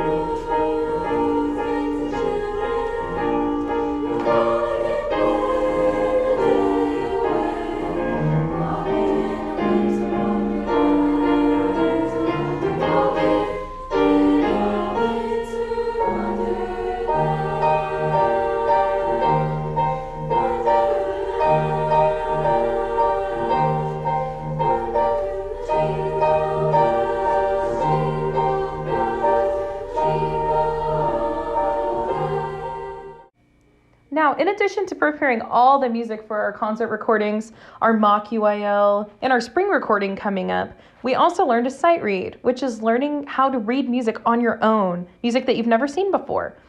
Another thing that you can do in the year as a choir member is audition for the all-region choir. So 7th graders and 8th graders have the opportunity to stay after school with me a couple times a week, practice at home, and then audition against other schools in the region for a chance to be in the all-region choir. Usually there would be a big concert, but because of COVID, everything had to be done virtually this year. But 5 students in my choir decided to take this journey and audition for the all-region choir. Laughlin Middle School has not had an all-region choir member in at least 3 years. And this year, 4 out of my 5 students who auditioned made the all-region choir. I'm really proud of them and all their hard work, and I think they deserve to be recognized. They are Julian Lake, tenor 1, 7th grade, Madison Grant, soprano 2, 7th grade, Bree Berrigan, soprano 2, 8th grade, and Jacqueline Shriver, alto, 7th grade. Oh, hello there. These are nice things that my students had to say about choir. And I didn't even have to give them candy. Roll the tape. Hi, I'm Madison from choir. If you want to sing, then sing, but don't let anybody tell you otherwise. Hi, I'm Bree. I'm in 8th grade, and I love choir because everyone's very loving and it's a very inclusive community. Hi, my name is Natalie, and I'm in 8th grade. I love choir because of the memories we have. Like in UIL last year, we had a lot of fun. I like choir because the experience there and the people that I meet is very nice. I like choir because I love to sing. I like choir because it's fun and I get to sing. Choir has a new face this year, and it's all thanks to COVID. The chairs are marked 6 feet apart. We sing with masks on every single day, which makes it extremely hard for new singers to feel confident when they can't hear anybody around them. It's made things really challenging for us, but it hasn't stopped my kids from making music. Every day they show up and they're better than they were the day before. I can't ask for anything more than that. They exceed my expectations constantly. And from the time that I started in mid-October of last year to now, they have made leaps and bounds of progress. We still have a ways to go, but I'm really proud of the humans that they've become over the course of this year and the musicians that they've become over the course of this year. I hope they realize everything that we've been able to do together this year. I hope that they rejoice in their successes. I hope they learn from their failures. But most importantly, I hope that they never stop singing. And I don't think that they will.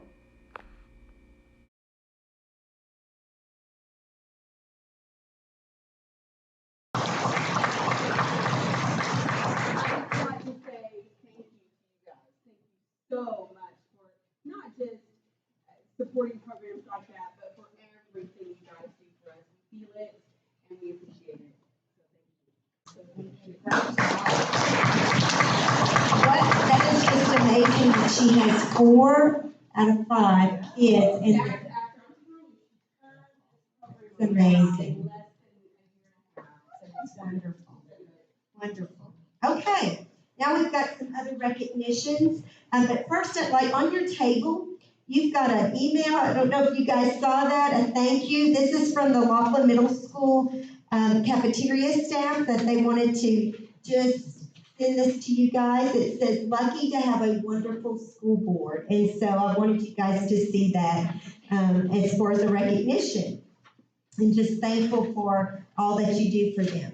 Okay, moving on to our other recognitions.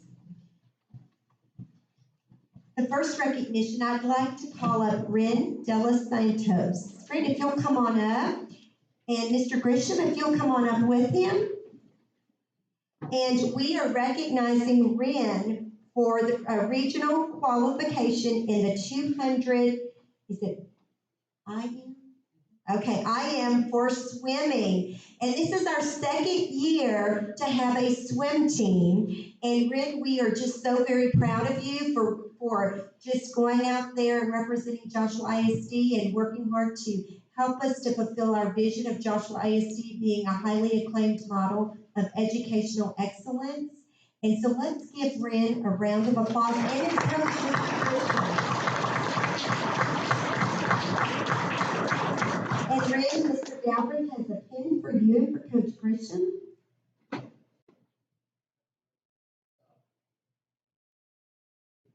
And Miss Owen is going to take your picture.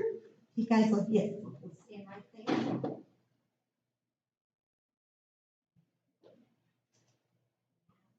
Yeah, you can take your mask off, Fran.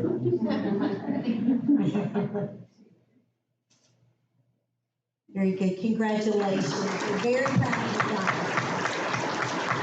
Thank you, Coach Christian.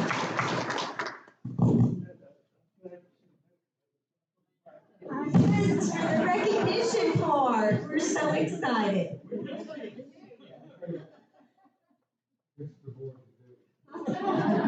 I call you all the mother. I call him the dad. You did a great job. Yeah, you need to come visit us more often. Okay, next we have Miss Allison Getty. Allison, if you'll come on up. And also I'd like to call up Miss Yielding, Miss Kimmy Yielding, and Dr. Adam Bell. Miss Yielding is Allison's art teacher, and Mr. Bell is her UIL sponsor, or Dr. Bell, I'm sorry. So let me just tell you a little bit about why we're recognizing Allison. Allison is a senior at Joshua High School, and her mom and dad, John and Cinnamon, are here also. And Joshua High School's UIL academic teams participated in a virtual tournament on January 30th of this year. This tournament was hosted by Flower Mound High School and had entries from across all of Texas. Allison's entry in ready writing earned first place across all of Texas for the Class 4A, 5A division. Allison, we are so proud of you. Let's give Allison a round of applause.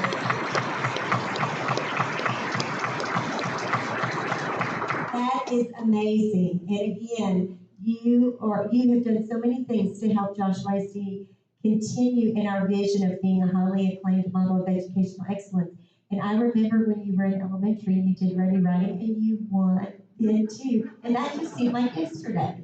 and I see, and you're going to be going to UT in the fall. Congratulations. We're very proud of you.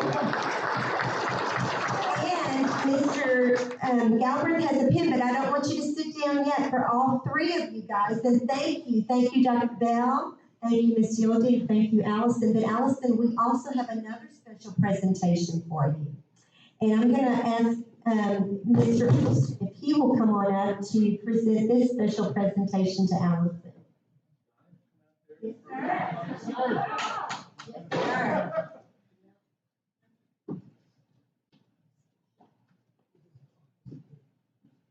I'm not going to wear that mask because I don't like it. 2 years ago, when she was a sophomore, she paraded through here with this painting. Maybe I can get Ms. Wilson to help me here a minute. I'll hold this up. A 16-year-old did this, and it just caught my eye. I've often wondered what's around that corner. And all I can see is a student's future. I don't know what she named the painting or how she refers to it or whatever. I might ask you, you have a name for this? Nah, we get to name it ourselves, right? Anyway, I just thought it was so fabulous. I didn't want to just not have a chance to look at it for a while. So I asked if I could lease this thing from her for 2 years. And whatever agreement we reached, she would have to spend the money on her further education, right? So,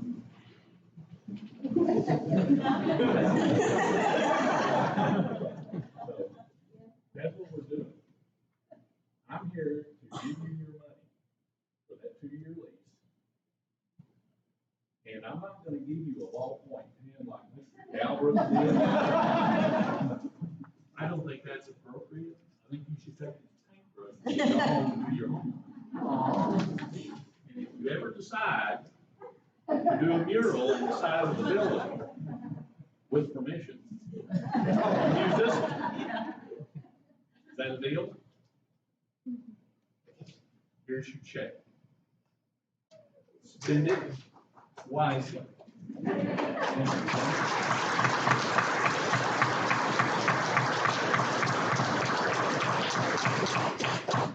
forget to come back and see us and let us know how you're doing.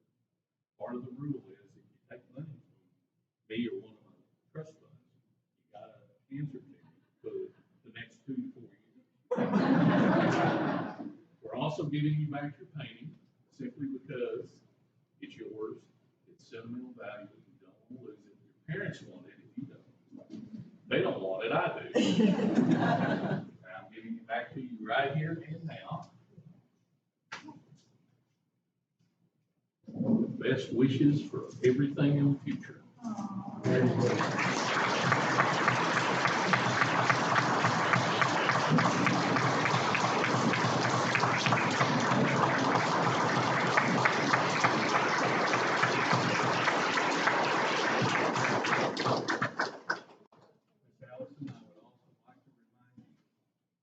Nothing is more powerful than the silent influence of a good example, and you are a good example.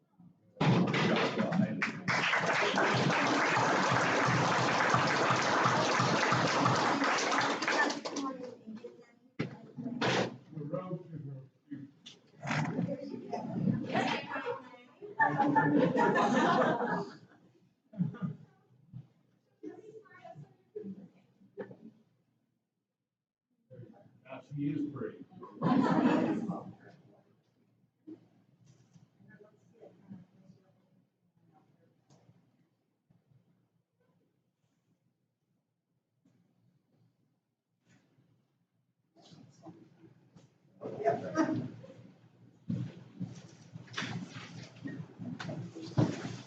Congratulations, Alice.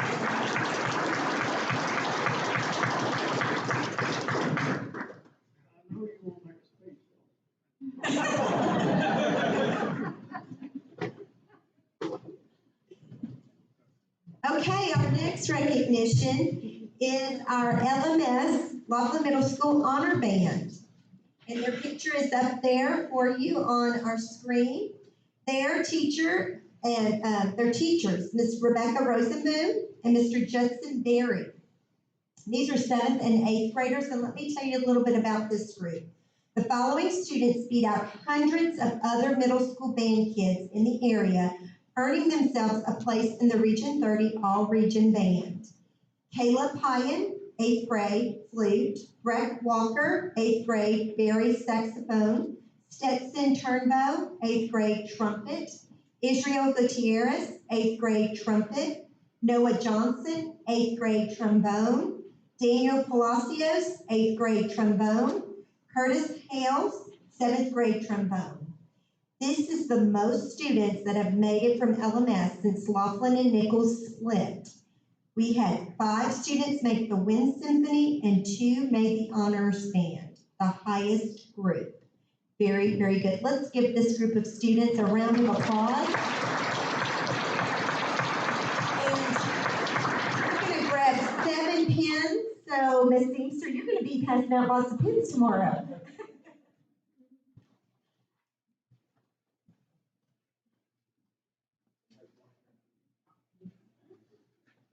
Okay.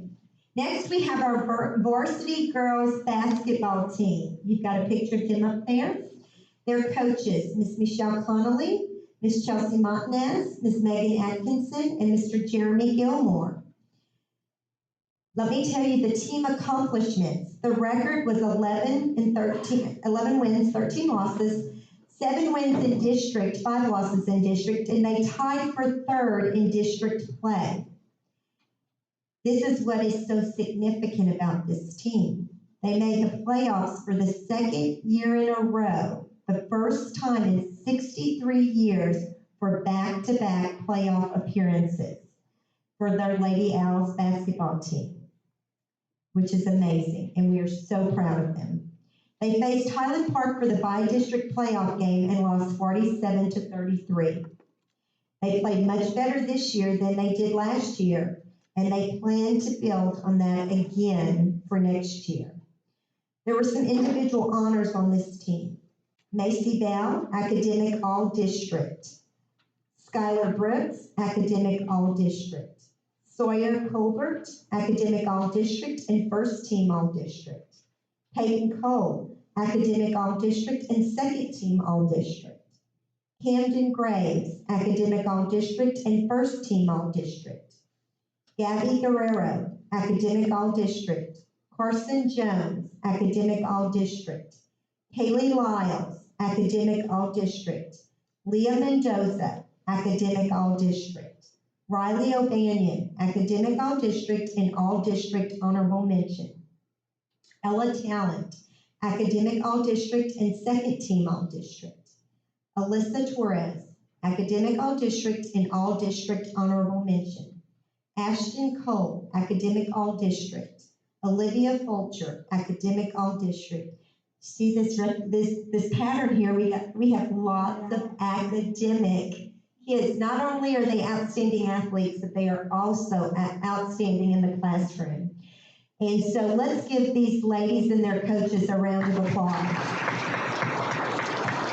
We're so proud of them. And I think, were there any seniors on this team this year? One senior? No seniors. No seniors on this team. So we're expecting outstanding things again this year. All of these students will be returning on the team. Coach Norman, we've got lots of pins. Can you get these pins and get these to Coach Connolly for her athletes? Thank you. Great job. Next, we have you're going to be coming up to set, you're going to be passing out lots of pins tomorrow also. Our men's varsity basketball team. Yeah, you probably have to we'll have to get you a little sack to take these pins home. Our men's varsity basketball team, their coaches, Coach Brent Lockhart, Seth Cross, Justin Bowman, and Reed Rose. Let me tell you a little bit about this team. Third place in district with an 8-5 record. This is the first time to make the playoffs since 1982. So both of our basketball teams set some records in NAE history this year. We're very proud of them. So these are some individual honors. Luke Purcell, Academic All-District. Logan Rice, Academic All-District, Honorable Mention All-District, TABC Academic All-State, and THSCA Academic All-State, Texas High School Coaches Association. Devin Connolly, Honorable Mention All-District, Academic All-District. Trent Lane, Second Team All-District. Brandon Ayers, First Team All-District. Noah Smith, Second Team All-District and Academic All-District. Andre Garcia, Academic All-District, TABS Academic All-State, and the Texas High School Coaches Association Academic All-State. Aiden Haskins, Academic All-District. Dylan Darnell, First Team All-District and Academic All-District. Levi Marriott, First Team All-District, Academic All-District, TABS Academic All-District, and THSCA Academic All-State, and DFE Area Player of the Week. Tyler Stone, Offensive Player of the Year, DFW Area Player of the Week. Nathan Fernandez, Academic All-District. Titan Reschke, Senior. Bryce Ballou, Filmer, and Kimberly Marquez and Cameron Gray, Student Trainers. Let's give this group of young athletes a round of applause.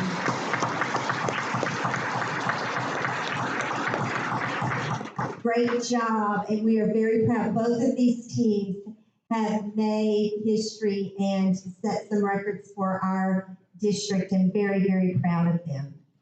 And those are our recognitions for tonight. We'll be nice when we get back to everybody. Okay, this is the public forum for the board of church comment from citizens of the district or employees, anyone wishes to speak either as an individual or as a representation of a group. Do so at this time. The board asks that comments pertaining to public education issues be no longer than 3 minutes. We do have 4 signed up. We'll start with Marshall Melton. Miller?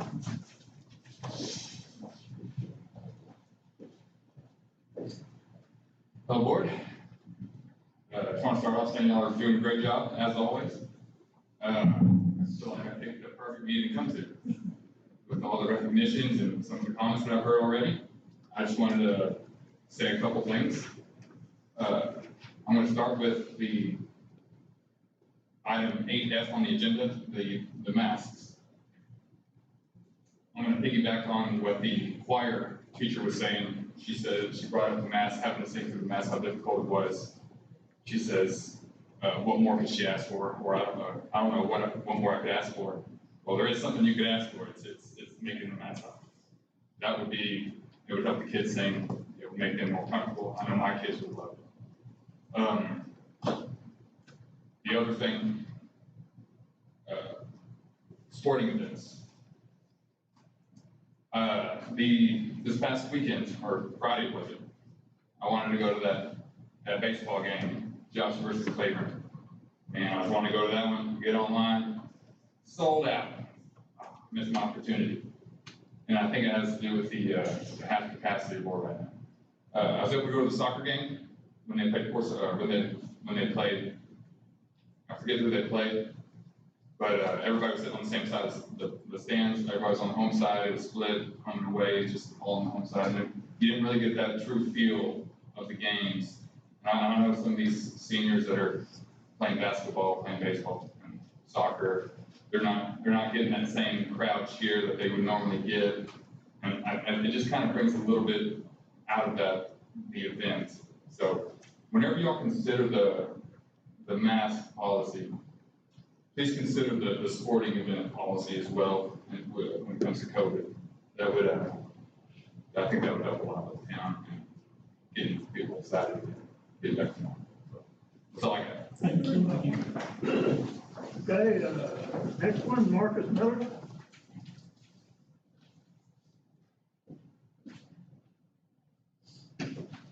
Hello, board. My name is Marcus Miller. I agree with everything that Marshall just said. And I feel like a lot of people are on the same page with the topic of the mask, and that's really the only thing that I came to comment on. I went to Joshua's opening day for baseball, and seeing just the children interact with one another for the first time, and coming up on 2 years here pretty quickly, it was very eye-opening. The change in their faces and their excitement for the sport and just being around other children. I think it's an absolute necessity. Arguing statistics, I think at this point is a waste of time. We're all pretty well educated, even from a lack of education, formal education, like most of us have. We can just trust in our state government and our local governments to do what we think is right. So I do think that y'all are doing a great job. I've never had a hiccup. I've got 2 children that are in the Joshua ISD. I absolutely love Joshua. We've been here for about 4 years now. I've never had a complaint with anything y'all do, even currently.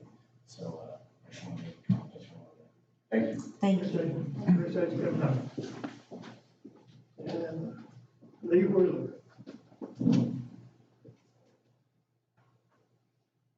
Okay, my name is Ariel. I have 3 children in the district.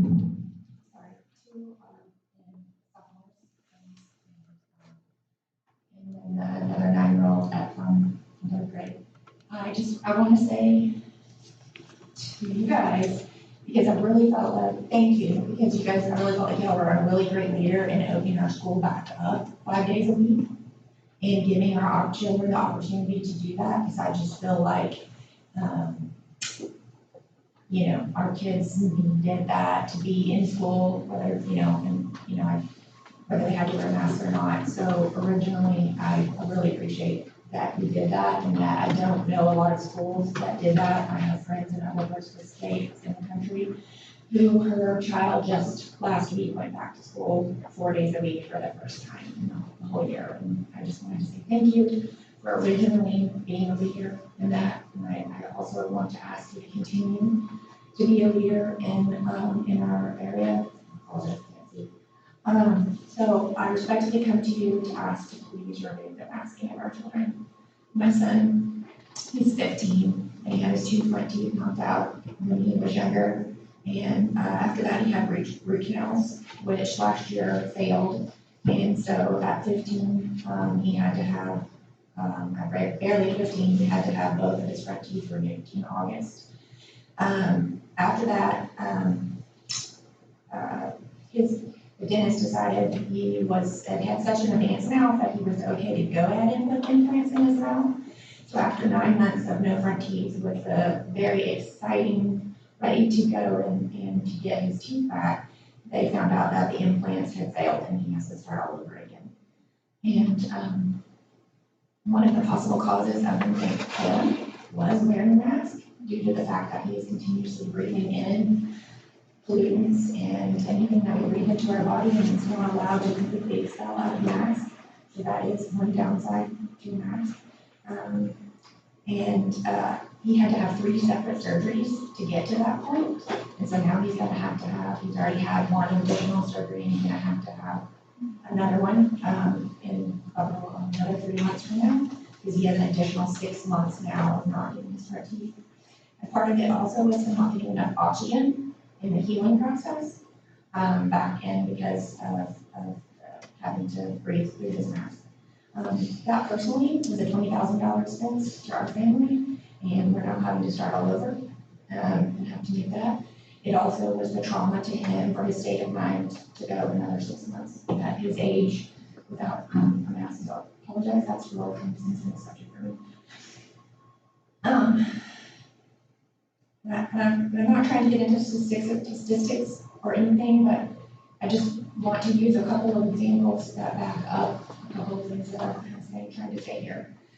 There was a fireman out there who got banned, his video got banned off the internet, and I don't know where he was from, but he took his testing equipment to test oxygen levels of people, and he was coming up to them with this is water within the ambulance, it's right. And he tested 4 or 5 different kinds of masks all online during the live videos. You can see that he was testing. And he got a range from anywhere from 16 to 18% of oxygen. And the safety standards required in the paramedic, he was told, or he was required, if anyone was less than 21 or 22%, he was required to give them oxygen. And so our children and staff are getting less than that 21 to 22% all day long, 5 days a week in condition that he even comes wearing a mask. And that is a really huge red flag to me. Because if our children aren't getting the oxygen that he needs to heal his teeth, they're not all getting the oxygen they need to learn what they need to learn, what they're trying to learn. So I have the utmost respect for our staff, and I know they're scared and nervous about COVID. We've been taught and being into our brains how dangerous it is. And I understand that you guys also have a report somewhere that shows with a very low amount of children actually transmitting the COVID, the spread of COVID, that most of it comes from our staff. So in that case, I'm asking that please continue removing and asking and those who want to wear a mask can certainly will continue to do so. That's their choice, and that's their right to have that for themselves and to protect themselves if that's what they feel they need to do. I do also feel that our children are being punished enough this year. It's been really bad year for all of us. Everybody has been hit by this and affected them in some way.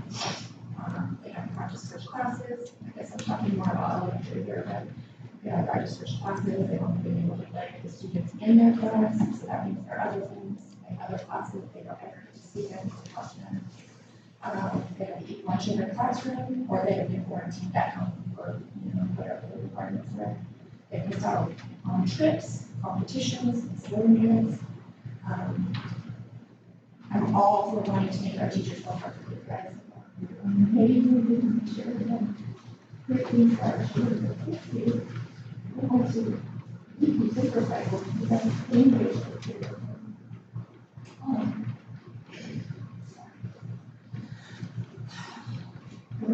Just responded to our cases were down 36% in the last 2 weeks, and that's without masks. So that gives you a little bit of data. Florida is also another great example for their cases have been very low, and they've not ever had last minute for a long time. 15 days to slow the curve has now jumped to over 365 days. So with all respect, usually this MSP for their cases can be optional, but that's optional for the students and the two parents to decide. I don't feel like I apologize for it. I don't feel like the teacher should be able to decide if the kid has to wear a mask. If the teacher wants to continue to wear a mask, by all means, they should do so. They also have the right to stay 6 feet away from the child and, and distance as well. And that's probably nearly impossible to stay there. I know that the high school teachers are able to do that for kids talk about it in high school. So I apologize for being emotional. So I just want to thank you. I should ask you to be a leader and continue to be a leader. I back up and say I've not had any complaints about how that is run our ISD. I'm proud to live here and I'm proud to be a part of our community. I apologize for getting emotional.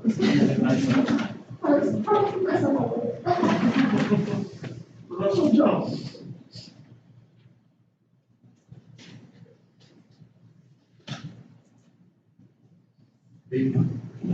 First time I come to the school board meeting, it's a good time. Listen to all the recognition what the kids are doing. I've got one child in high school, in special needs class. He's my youngest. And, I've had 2 others. One was gifted and talented program, one was regular student, one was special needs. So I've got them. And it's good to be here. I'm here to talk about the masks. What else, right? And I will tell you, I'm recommending, or I would hope that we would continue with some mask recommendation. My son, who is a special needs, will not wear a mask because he'll end up down around, his chin, because that's where it feels like. So I understand that. Not everyone can wear a mask, because cognitively they can, because physically they shouldn't. And that's been the recommendation from the get-go, at least from national and state leaders, local leaders, public health leaders, is people that can't wear a mask probably shouldn't. Unlike the others, I'm a statistics person. And so when USS Theodore, the aircraft carrier that had the outbreak this past year, U.S. Navy Public Health Service looked at it, and those that wore a mask were 70% less likely to get the disease. There was a reduction in their group that wore a mask. That's been demonstrated over and over again. In the schools that have opened, done successfully, many of our schools here in Texas have, we haven't seen transmissions in the classroom. It'll keep kids apart and wear masks. In the case of Wisconsin, in Israel, where they demonstrated the removal of masks was a heat, or decided on the option not to, they had outbreaks. Less so in the classrooms, more in the other extracurricular things that bring it into the schools. Fortunately, younger kids under 10, hardly affected. Adolescents can spread disease just as well as an adult can, and because they're more social and more likely to. We're about to come up on a multi-generational holiday, like Christmas and Thanksgiving, where kids, teenagers can bring it home, or the young parents do, people get together, and it's the older adults that bear the brunt of it. We're getting down the road on vaccine. The governor just announced, 4 days ago, 10 million arms have been injected with the vaccine. We're getting close. Our county isn't like Tarrant County. Our rates were like a 1/6 of what they have right now in Tarrant County. The reason I know that is I work up there, keep up with it, but I live here. So my son, to be safe, needs to have other masks, people with masks around him. This is a source control, like when you're at a table saw or something, you've got that vacuum pulling it off, so you don't have to breathe the dust. This is source control. That's the majority of the way it works. So I would recommend and hope that you would vote to keep it, at least maybe through the end of the year. And I'm really glad when it comes off and you hear people yelling at sporting events again and singing again in choir. Thank you for your time. Appreciate you coming up. Appreciate all of you taking the time to express your opinion. And we'll be voting on it a little bit later. Okay. Consider consent agenda item. We reviewed this in our workshop, and so you've got the minutes from our previous meeting, February 22nd and March 1st. You've got the budget amendments. We've got, Ms. Metzger went over with you. It's a transfer for Nichols Middle School for security radios. You've got the account table were presented in our check register, and we've got two purchases that were over $50,000. One in technology for storage and server host, and then also for the serving line replacement at Elder Elementary.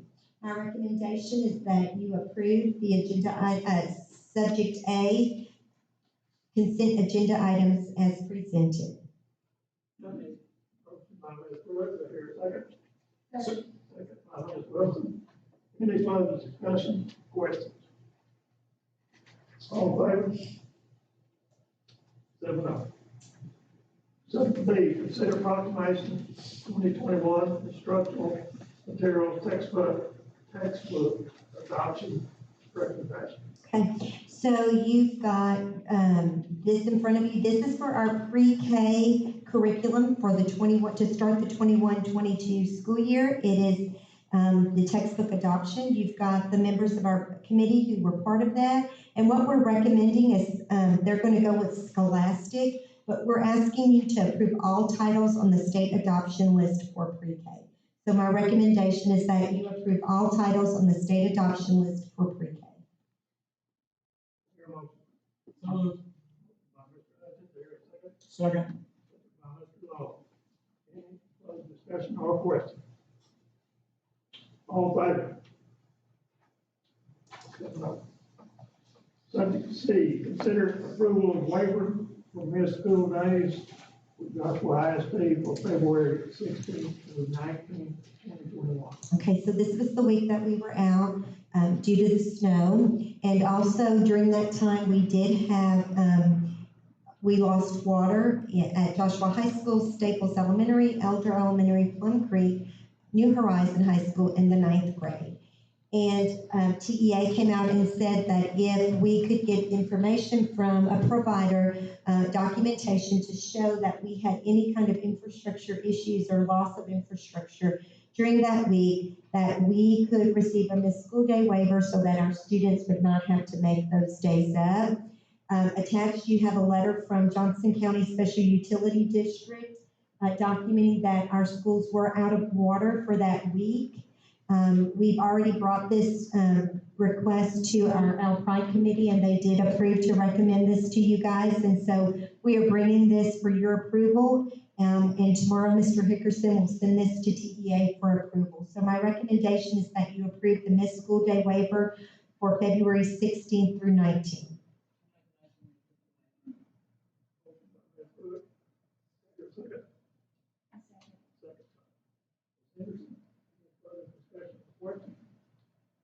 All in favor? Subject D, consider approval of the CPR instruction requirement waiver. Okay, so there is a requirement from TEA that our graduating seniors all are certified or trained in CPR. One of the components, there's two parts to it.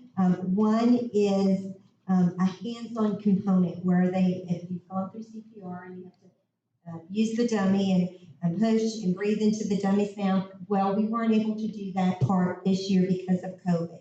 TEA does allow us to request a waiver because of that, and we are asking that you approve that waiver so that we can send that into the state and that be approved for that requirement waiver. So my recommendation is that you approve the CPR instruction requirement waiver for the 2021 school year.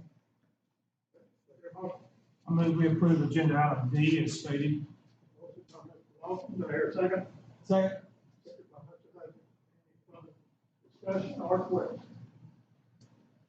All in favor? 7-0. Subject E, consider moving special call board meeting on May 10th, 2021 to May 12th, 2021. So at the last meeting, we have to call a meeting so that we can canvass the votes of our school board election, which will take place on May 1st. And this has to be done by May 12th. You guys approved a special call board meeting on May 10th. That is the night that we do have our high school awards, and for our seniors and senior night, there's not another day that we can move that, and that will be a significant event because we have not been able to do those things. So I'm requesting and asking and recommending to you that we move that special call board meeting to Wednesday, May 12th at 5:30 p.m. So my recommendation is for you to approve a special call board meeting for May 12th, 2021 at 5:30 p.m. So moved. Second. Any further discussion or question? All in favor? Judge Gale, consider COVID-19 mask related requirements for Joshua ISD. Okay, we reviewed these items, and I just kind of want to just recap on what we talked about in our workshop. Mr. Hassan Ali shared with you the results of our surveys. We had 3 surveys. We had a student survey. Our student survey showed, and I'm just going to pull these up just to recap with you. Just bear with me for 1 second. Our student survey showed that 62.5%, and these are students at Joshua High School, 62.5%, the question was, do you think that JHS should continue to require students and staff to wear masks? 62.5% said no, 37.5% said yes. There were several comments to that as well. There were actually about 800 comments to that. The next question was, please select one of the following options. 72.5% of the students said most of my friends want to stop wearing masks. 27.5% most of my friends want to keep wearing masks. That was our student survey. Our parent and community survey, we had 2,269 participants in that survey. And all of these results will be posted tonight after the board meeting. Mr. Hassan Ali will post these results. The first question, are you for or against JISD's current mask requirement? 40% said they were for, 52% said they were against. Of those that were against, the question was raised, if against, please tell us how you would like to see the policy changed. 6% said amend it entirely, 58% give parents, students the option to wear them while on school property, and 36% had the answer was not applicable. Our staff survey. 630 participants in our staff survey, and I did not give you the number for our student survey. We had 899 responses for our student survey. So for our staff survey, we had 630 participants. Of those participants, 47%, the question was, are you for or against JISD's current mask requirement? 47% were for, 37% were against. If against, please tell us how you would like to see the policy changed. 5% said amend it entirely, 47% said give staff the option to wear them while on school property. 48% not applicable, or that they answered. We also looked at the information that we did receive information from some local health authorities, one from Dr. Martin in Burleson, as stating that we continue with the mask policy, and one from, let me grab that. Yes, and Moran, sorry. Dr. Moran from Texas Health and Human Services, and she also said her recommendation was to stick with that policy. We also gathered information just from other teachers. We had emails from some of our choir teachers asking to keep our students masked while in choir, and to consider that. Also, if the mask requirement is removed to continue with the mask requirement in our music classes. We also had a response from a student who emailed and gave it in support of removing the mask requirement. So I wanted to provide you with all the information that was sent to me prior to the meeting. Also, what TEA's recommendation, what they've said on in their planning guidance for public health planning guidance. We reviewed that in our workshop as well. TEA states that they are continuing with that mask requirement that they started within the school year. However, the governing board of a school system may modify or eliminate by formal action the above mask-related requirements. So we reviewed all of that information. The other piece of the information that we reviewed is that we looked at our current COVID dashboard and those numbers for today. We have 8 total cases as of today, 4 of those cases being staff cases and 4 of those cases being student cases. We currently have 18 students who are quarantined and 3 staff members who are quarantined. This is one of the lowest incident rates that we have, and I monitor that daily and look at that daily. Just in looking at what we have done from the beginning of the school year, we started with some very strict protocols. But as of January, we did bring all students back in person unless those students had a medical certification form for themselves or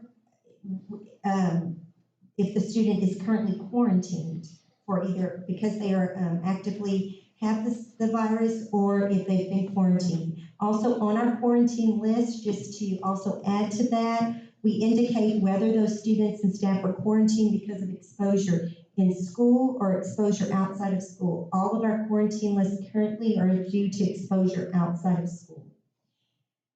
We have relieved the following protocols, or released the following protocols. All of our bathrooms are open, all stalls are open, all lavatories are open at this point. As of Monday, after spring break, so for a week, we have had all students eating lunch in our cafeterias. They are eating unmasked. Students moving from class to class at the elementary level, that was started prior to spring break. So those students, instead of the teachers moving from class to class, students are moving from class to class. We have our students are using playground equipment now at the elementary level, and we are allowing parents to drop items off at the schools as well as bring lunch. These are the things that we are not considering the release of, and we will continue through the end of school.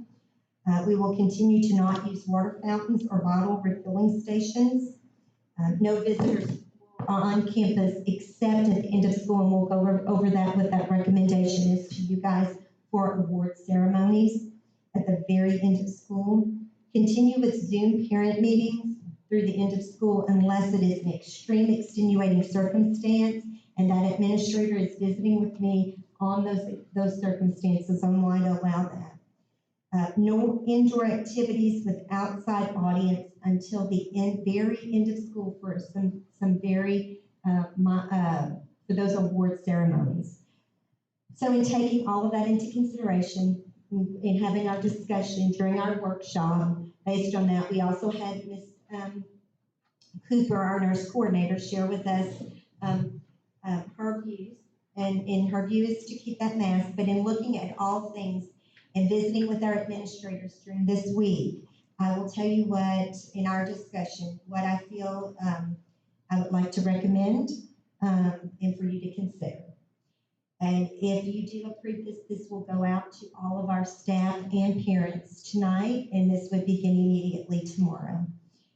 I'm asking that all Joshua ISD staff and students will have the option to wear a mask during the school day and at school-sponsored activities with the following exceptions.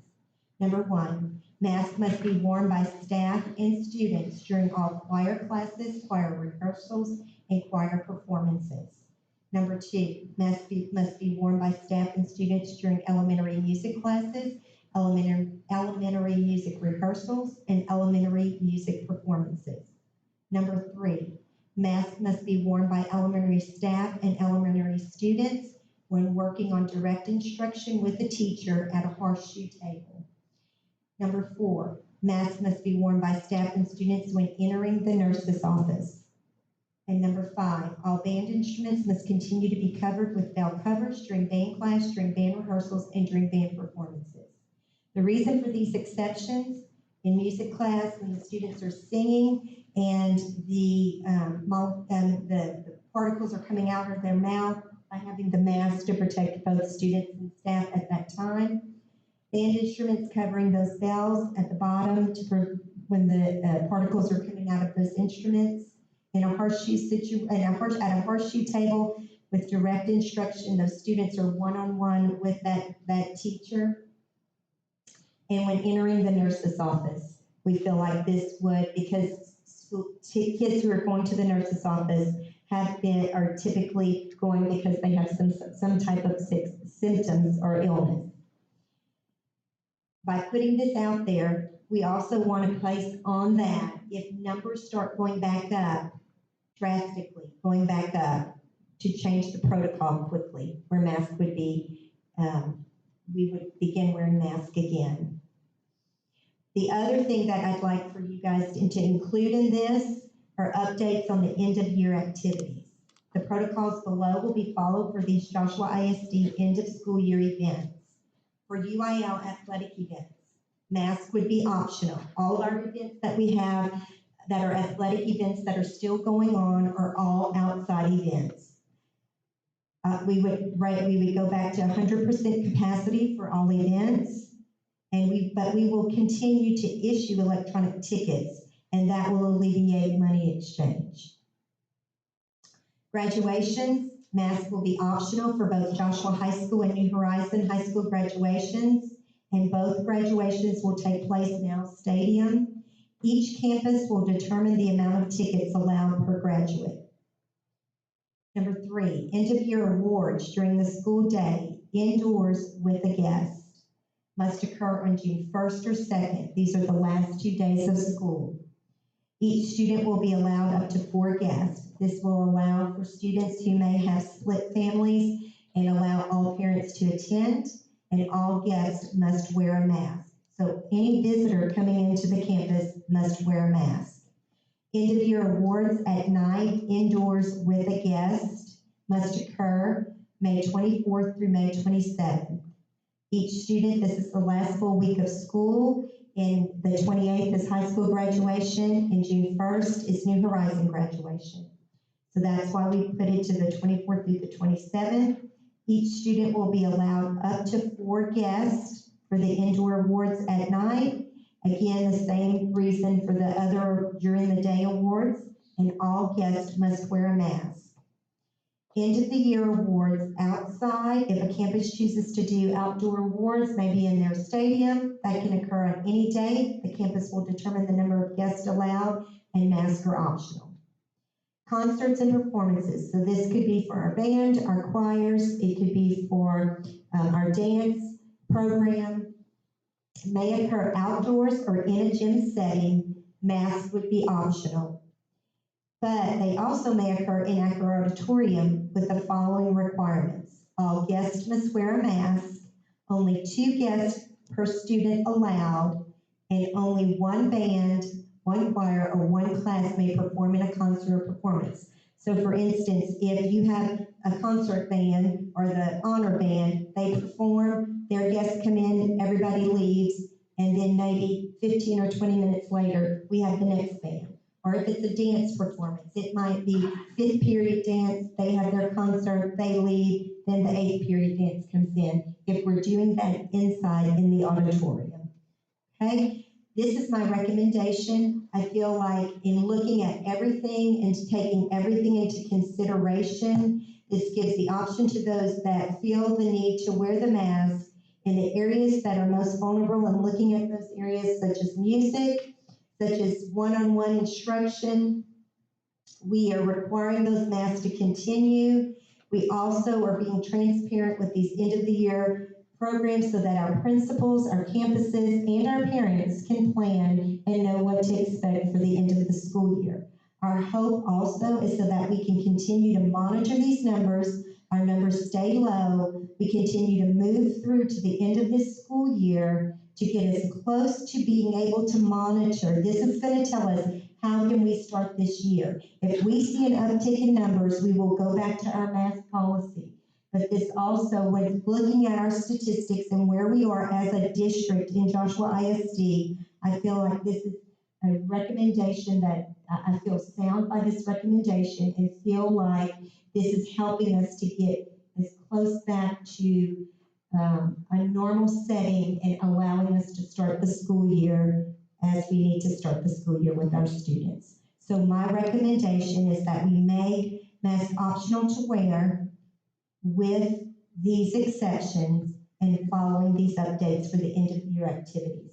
These are written in your book, and these I've already worked with Mr. Hassanali on both options that are there, and they already have been translated, and the only thing that we do need to add to that is if numbers start going up, back up, the protocol will change immediately.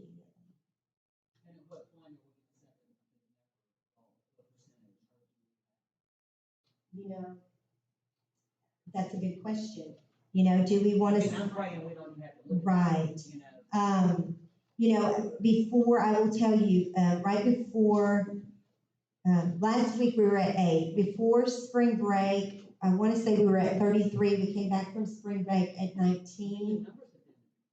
Yeah, they have been really good. And I think we need to monitor that, and then that's something that, you know, I just need to look and see how drastic they're going up and consider those decisions and consider the circumstances. We're all in a rock and a hard spot, but I mean. I don't know that we put the word immediately. We can put if numbers start going back up, we will revisit the protocol. How about we put that? We will revisit.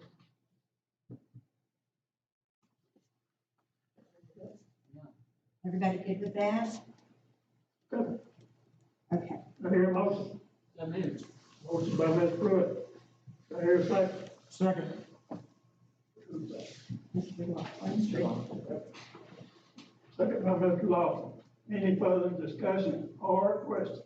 You said if we pass this, it will be effective immediately starting tomorrow? Yes, sir. Anybody else? Any questions? Speak now. All in favor? 1, 2, 3, 4, 5, 7. Okay, 7-0. Okay. Anything else? Yes, sir. Okay, at this time, the board will convene in closed session and discuss items authorized by section 8.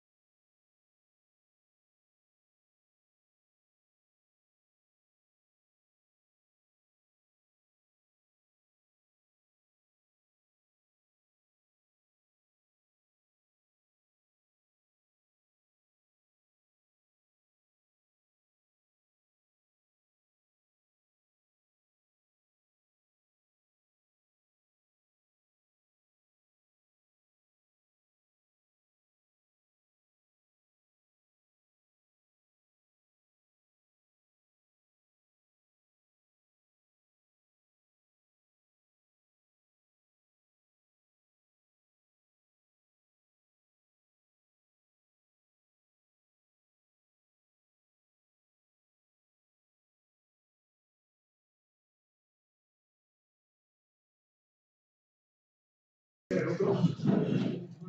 Thank you. Now, Mark, recommendation? I sure do.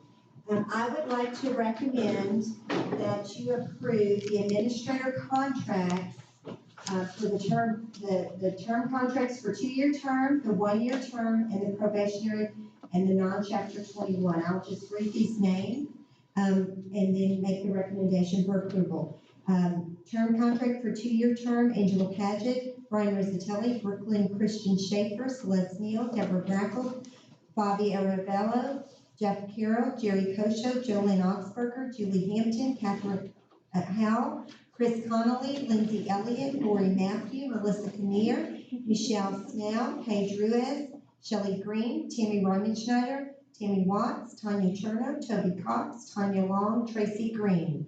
The 1-year term, first year, Corey Hickerson, Janice Narcisse, Jennifer Leonard, Stacy Smith.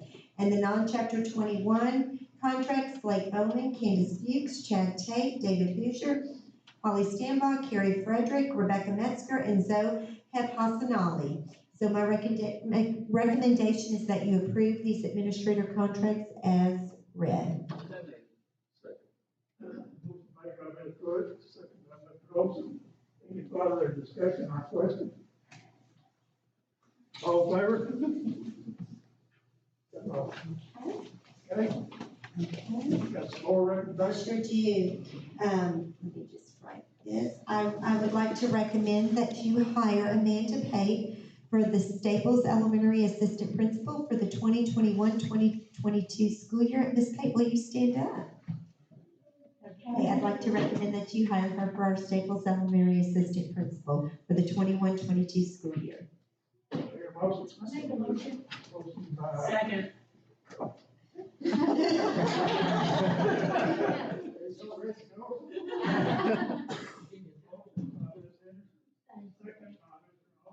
Mr. Olson. Any further discussion or question? All in favor? Congratulations.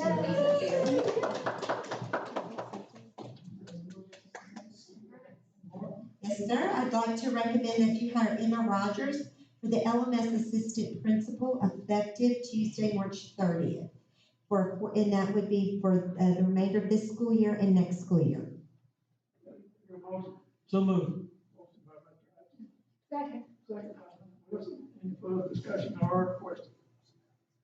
All in favor?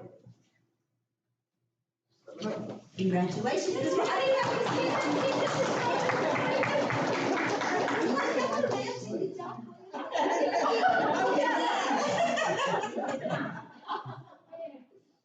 Congratulations, and once we adjourn, we have your contracts for you guys to sign.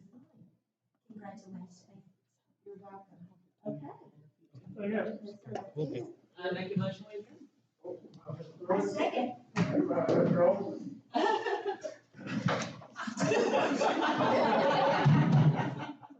If you don't support it, Are we delirious? Any further discussion or question? All in favor?